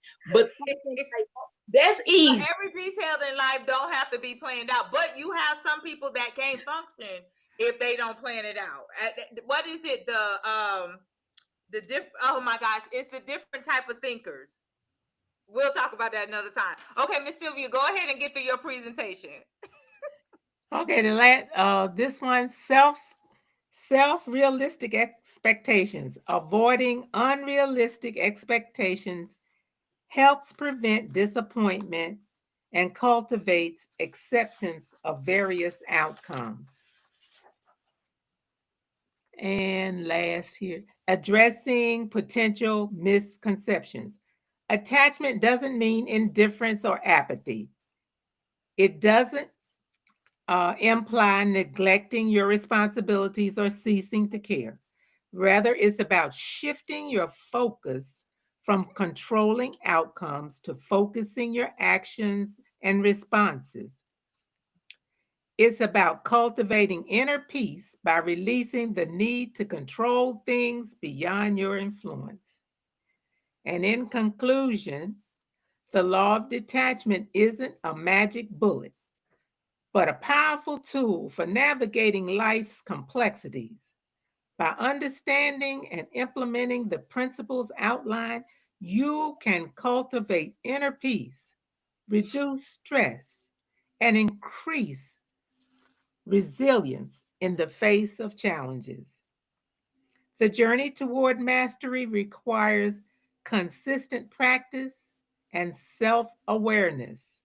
The rewards are a life lived with greater serenity and purpose, which are immeasurable. And in the, understanding the time, we don't have to go through these questions. It's not necessary to go through the questions. But I wanted to say, I used to, when I would be in a class in our book study, I would say there are two selves.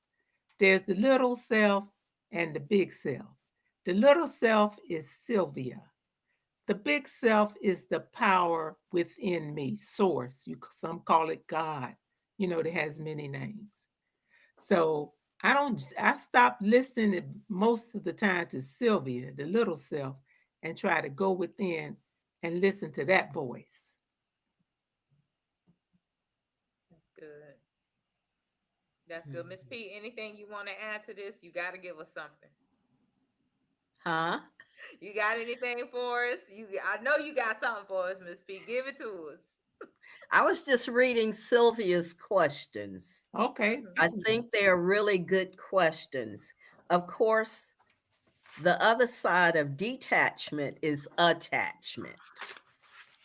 Being attached to people, places, and things is what invites us to learn how to detach from people, places, and things. And from my personal experience, the universe will place you exactly where you need to be among people, places, and things to find out how attached you are and what it takes to really start. I would say start the detachment process because it is a process. Believe me, it's a process. And it's a very rewarding outcome if we embrace that process. And it's not always easy. In fact, it's seldom easy because we tend to want to hold on to whatever it is, whether it's an idea. Most of the time, it's an idea or a habit or a person or a place. There are some people who say, well, no, I don't want to go there. They've never left their hometown, refuse to travel or go anywhere. That's a form of attachment. And so we can really benefit by learning the process of detaching. I agree. Cola, anything you want to add to that? Mm-mm. Cola, like, this is good. Okay, so what I am doing, and I did a terrible job that way, but I'm putting the questions, I'm giving you guys a homework assignment and to see to allow you on your own time to put, address these questions and just ask yourself, because a lot of times it goes back to what you don't know, what you don't know. And so now that you're aware, our suggestion is to start implementing, or doing your own studies, right? Don't even just take what we're saying on this platform, at face value. If you're not comfortable with it, do your own research.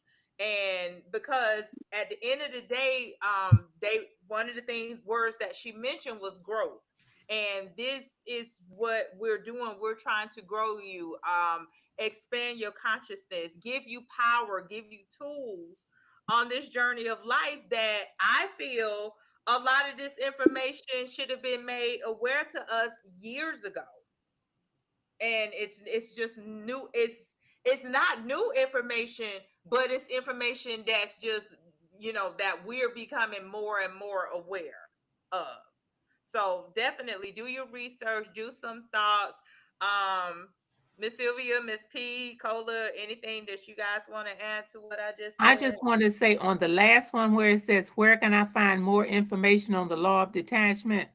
Like a friend of mine that has a class every Monday in Petersburg, Dr. Kai, he said, go to God, Google, Google. He said, go to Google. But if you put in the law of detachment, even on Amazon or places like that, you can find some books, many books. But You yeah. go ahead. And they did give some pat answers to these questions if we want to do it at another time when you come back to see Hmm. how people answered.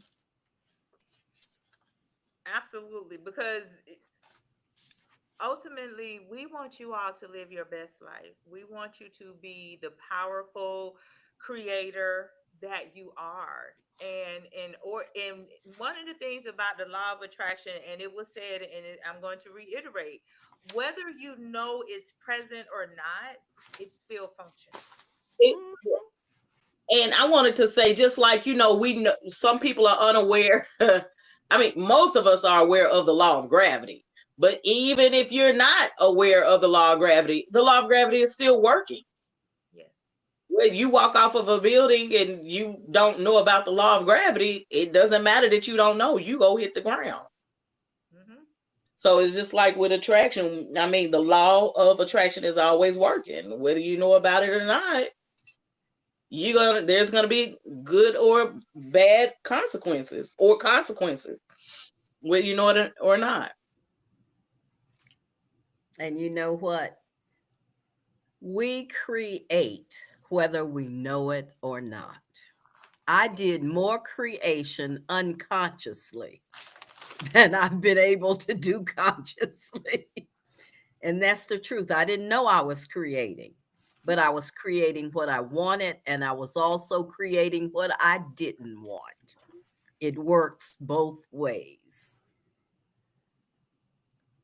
Absolutely. Absolutely. So ultimately, some of the takeaways that I hope you all took away from this message again, law of attraction, like that which is like unto itself is drawn.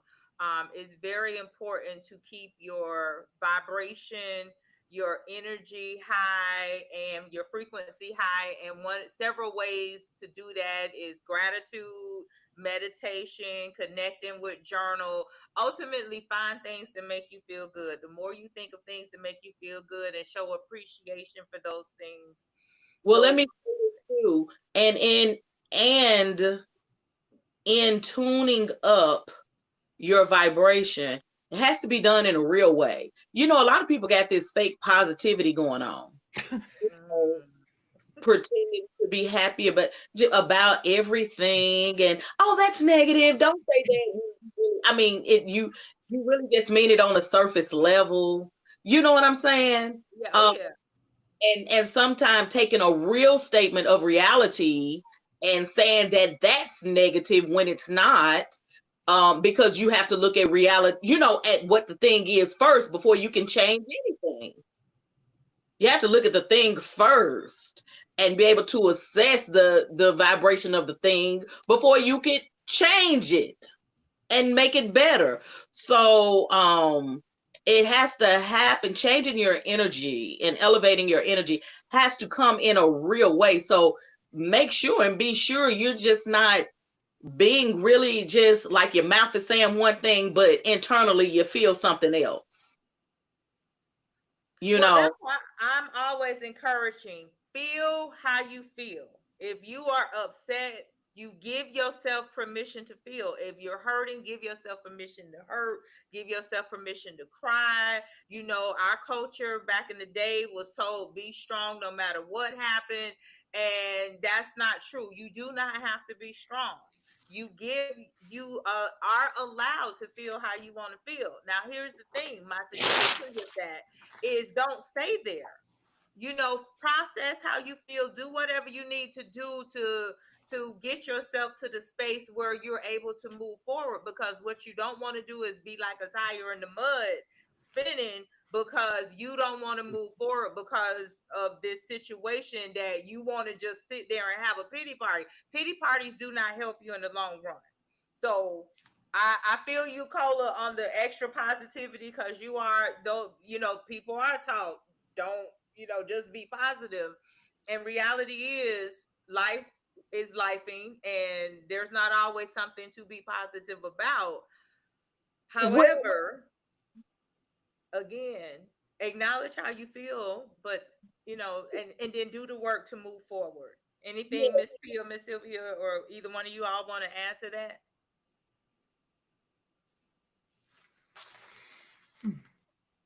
No? Okay. Like, why fool yourself? Like faking that you're positive. Why fool yourself? That doesn't make nonsense. Like fake it till you make it. Now that's different. No. Yeah, You, that's different. you think Faking that that's you. different. You think that's different. Fake it till you make it. Cola was talking about people that are pretending that they have all this going, this positivity going, and they really don't. And I'm saying, how does that benefit you? When you're saying one thing, but inside you really know you're feeling another way. And because, you know, some people, and you can spot it head on. You can spot fake positivity. You can spot it. It's like, that's not how you really feel. You're really just saying that. But it doesn't change anything. So I'm just saying, you know, it's okay to feel down. It's okay to assess yourself and be honest about feeling. Because the only way you can change it is to really be truthful about how you're feeling. Acknowledge that so that you can assess that and say, okay, I need to shift this, or I need to work on this. Otherwise, if you're saying one thing and feeling another thing, I mean, that's confusion. That is true.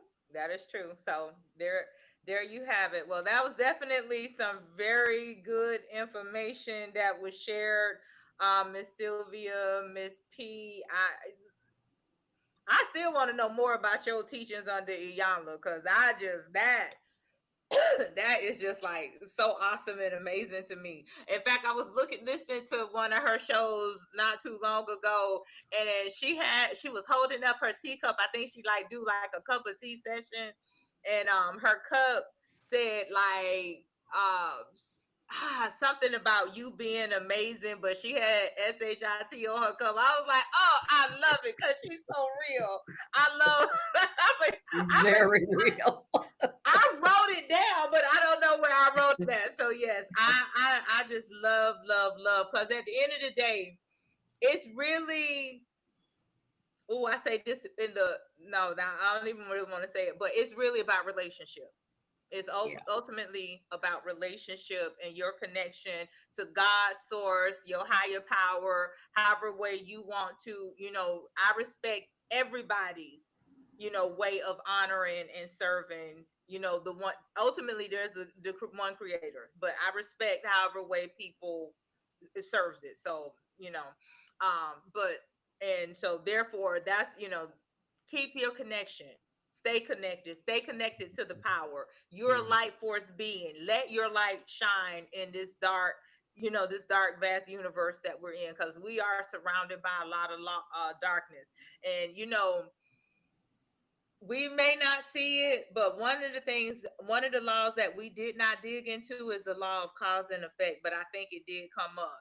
And when you talk cause and effect, that's what the scriptures say: one reaps what they sow. So even a lot of these shenanigans that's taking place right now by certain people in power, they'll reap it. It's not for us to worry about how, when, what. It's not our concern. We have to tend to us. We have to tend to our inner world, our inner peace, and mastering to get the peace in our outer world.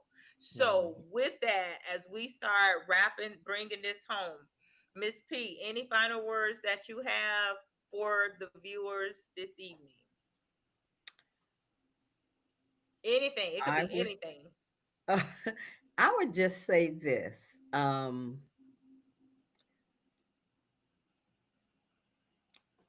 Attachments are easy to make. Attachments come with expectations, and expectations are what causes us to suffer. Mm, deep, deep. Look, I'll give you two stats on that. That is deep. Miss Sylvia.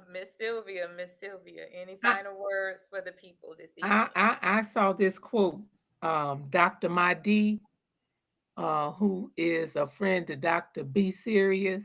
Mhm. And his quote was, Earth and the world are being dismantled, and a balancing is taking place to bring us back to source. Mm, Absolutely. I agree. I do too. Absolutely. It's being broken down. Even the planet, when you look at all of the fires, the the earthquakes last year, everything, all these natural disasters, it is, even so, humanity and the planet is being broken down to build back up to meet source again. I agree with that. I agree as well. And Cola, you said it's happening right before our eyes. We are a part of this process. We are seeing it. Look at what the government is doing today. Humanity, the government, the planet, all of these big entities. It's happening right. It's being broken down. You can see the structures being broken down. And when it's breaking down, it's being remade. Even the breakdown is a remake. Although it's not the final remake, it's being remade when it's broken down. It's changing into something else. So that quote right there is perfect. It's happening right before our eyes. In humanity, the government, and the planet. And nature, which is the planet.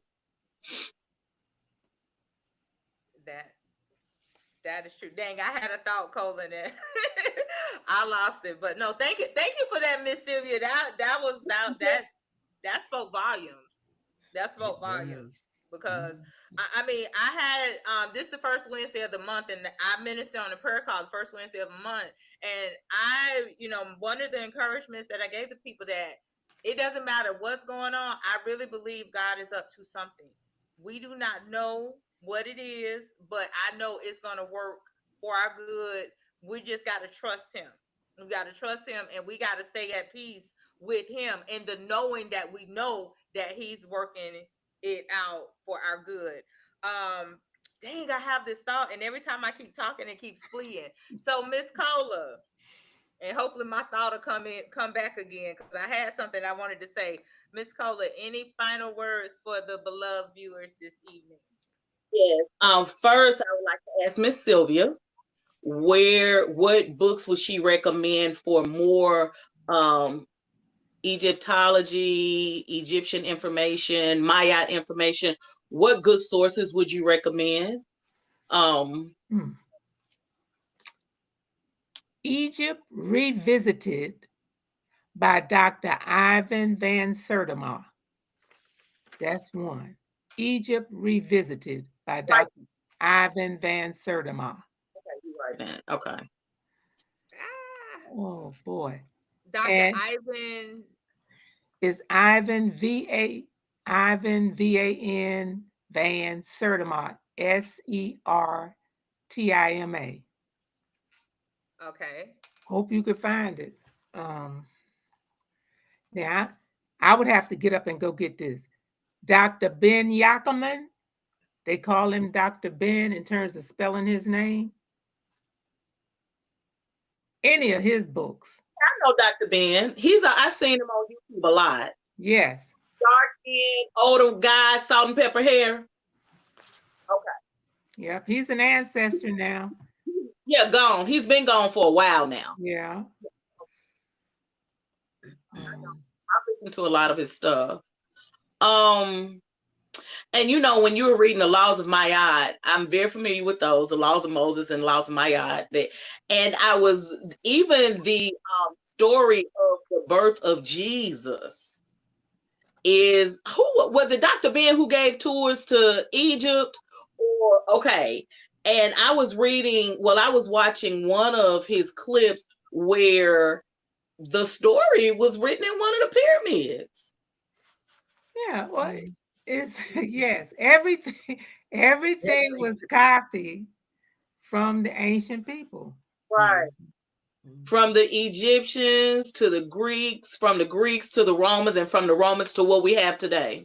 Correct. And then the thing that so interesting, Africa and Greeks are like close like this. I say they could almost walk over there. They spent all of their time there at their universities learning everything, and then they went back and put their names on it. Let me tell you, me and my husband went to Greece last year, the year before last. We went through the Gibraltar Strait. I don't know if you're familiar with that, but it's it's where the Atlantic merges into the Mediterranean. And so on one side is Africa and the other side is Greece. So what you're talking about, I've seen with my eyes. You're exactly right.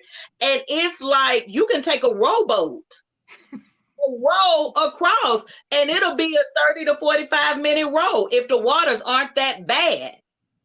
That's how close they are to one another. Mhm. So it was nothing for the Greeks to go right over there. And I forgot what part of Africa. It wasn't Egypt, even though they were still close to Egypt, but we were close to like Morocco and Greece are like right here. Morocco, they're right here, right before each other. They're standing in front of each other, Morocco and Greece, just divided by the Mediterranean, where the Mediterranean and the Atlantic merges. And then Egypt is, a certain amount of miles up, but it was nothing to get to Egypt and Greece. It was nothing to go back and forth. Yeah, nothing to go back and forth. So yeah, I saw what you're describing. Yeah, so it was, they could study in those libraries and take a lot of information. Yeah, and they did not burn that information from the Library of Alexander. I believe, and others too, it's right in the Vatican. I agree. I've always wondered, you don't think they burned it? Do you think they No, maybe They kept all those books. no. They kept all that information. It was a heist. Yeah, that's what they call that. At least that's what we believe. It was a heist. And Mhm. it's at the Vatican. And all of these laws, all of these things we're learning here, the men fight text, what is it? The Shabaka stone. That's where the Bible came from. The Shabaka stone. All of that stuff. But you'll find that Asa Hilliard is another good author. Dr. Asa Hilliard. Did you spell that? Are you writing it, Tammi? Asa Hilliard. Asa, A-S-A, Hilliard, just like it sounds. So I've often tried to connect the dots. Even though, but this is what I hate for people to see. They'll try to discredit the Bible because a lot of it is copies, but the information is still the same. So a lot of people get lost. And well, that's just a copy of the yeah, but the information is still the same. The real thing is we don't have all the information. The And book I don't know. Stolen Legacy. The book Stolen Legacy. Who wrote that? Stolen Legacy. Because I'm thinking, You'll I know I find it. have that book. You'll find it. John Jackson. I can't remember, but I know you'll find Stolen Legacy. Yeah, I think it's John Jackson. Yeah. Anything John Henry Clark. Mm-hmm. Okay. All right. So what was the last author? Who was the last author you just mentioned? Dr. John Henry Clark. John Henry Clark. I've seen a lot of his stuff too. He's gone too. He crossed over too. Yes. Mm-hmm. Mm-hmm. Yeah. all right. Okay, well, we definitely will. I'm sure they'll have some more books for us next month. So we're gonna go ahead and bring this to an end. So, ladies, thank you so much. Tag teaming, joining us. Oh, and before I forget, I'm going to be your way March 20th, the weekend of March 21st. So hopefully that Saturday, if you ladies aren't busy, I want to take you to dinner. I'm going to be in Charlotte as I'm going to be speaking at an AME church that Sunday in Waysboro. But I want to come over and see you ladies that Saturday. But I'll follow up with you. And I just also I am part of an women's anthology, which is a successful women's devotion that's launching tomorrow. So anybody that's connected to me on social media, at That's a Woman, or on Facebook, Tammy Our Boy. Be looking for the post, because we're gonna be sending the link out tomorrow. It's about me and 19 other co-authors, and we've doing a devotion, and I had a chapter in it. So I am excited. That is being published tomorrow. Woo! And so I'm excited about that. And so please connect with me so you can support it. We're releasing it on Kindle, so it's $3. We gonna push this to bestseller tomorrow. So asking your support on that. And also, if you are not part of our community, click the subscribe button to join us, as we will be back here next week. So, as always, again, with much love, much gratitude, Miss P. Before you close, I would like to add, Dr. Sylvia, I'm sorry, Miss Sylvia, are you going to she'll be with us every first Wednesday and every month? Miss Penelope too? Yes. Okay. Do you mind if I ask you guys how old you are?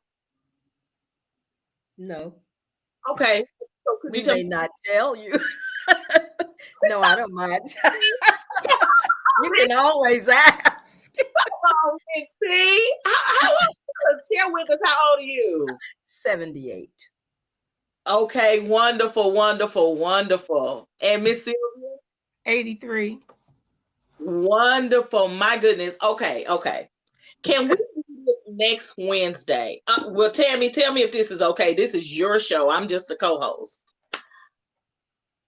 I think it would be interesting if they could give us some nuggets about things that they know for sure about life.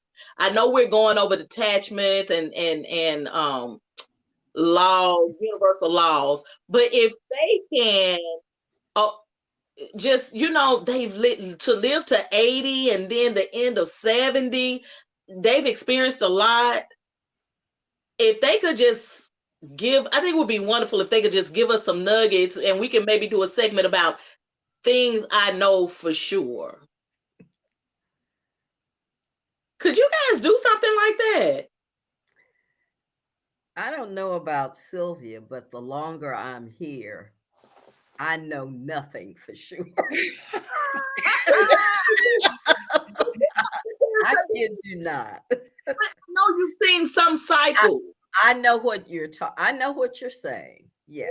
I know what you're saying. Like from generation to generation, I know you've seen some of the same cycles in some people. You can probably talk to somebody and say, I've met you several times before. Different name, different body, but your energy. I've seen you several times. I know what we can all say that one. But they will go. So I'm wondering if you I don't know if you guys could give us some kind of nuggets like that for life. Nuggets for life, yeah. Okay. Yeah. Miss Sylvia? I generally include them, like if I'm giving a presentation, like I told you about the house I got with I generally can include them like that. Then they'll come into my mind right. when we're doing these we're doing little presentations, they'll pop up. Exactly. Okay. Exactly. So if you guys could, I don't know how we could do it, but if you guys could, or unless people want to just ask questions. I don't know, something that you might feel like you're confident about that you would want to give to the next generation. Something that you probably feel like you've seen several times. Like, that you could probably, because I think just asking random questions, I don't know, that might be a hit or miss, but something that that you've probably seen in cycle. But see, in the asking the questions, like Sylvia said, other things can come up.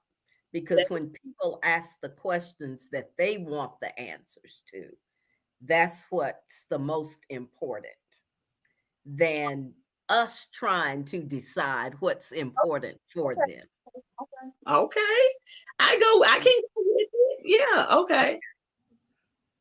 All right. Well, that is good. And you know what? I almost forgot today. I mean, March is International Women's History Month, so I do want to shout out all the women in the world, every woman. But I will definitely have some information on some women who made some statements in this country throughout the course of history. I intended to have it today, but today everything just got away from me this week. But I definitely just want to say to you phenomenal women that are on this panel with me, I appreciate you all. I thank you so much to the phenomenal women that are viewing. If you're still with us, thank you so much. I appreciate all of you. And so as we bring this to a close, we'll be here next Wednesday at 7:30 p.m. Eastern Standard Time. I'm going to leave you with a combination of 3 quotes tonight. The first one is, the world you see is created by what you focus on. It is never too late to adjust your lens. So think about that from the conversation that we had tonight. And I knew this would be good for that. And then also, you can either allow the obstacles in your life to be the excuse for your failure, or make them the reason behind your success.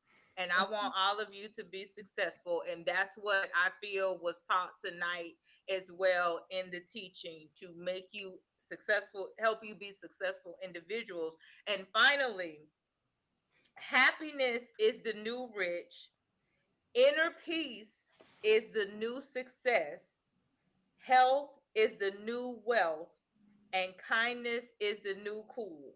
Why end it with that? Because it's all a mindset shift. And if we operate in these energies, we operate in happiness, we're some of the richest people in the world. If we operate in peace, we will have so much success. Because remember, kept talking about the better you feel, the more you attract.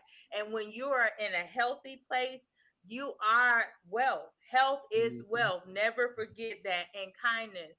What the world needs so much more of it. And I feel it starts with you. So everyone, thank you, ladies. Continue to be blessed. My viewers, be blessed. Love and appreciate you all, and have an amazing rest of your night. Peace and blessings. You too. Peace. Bye. Good night.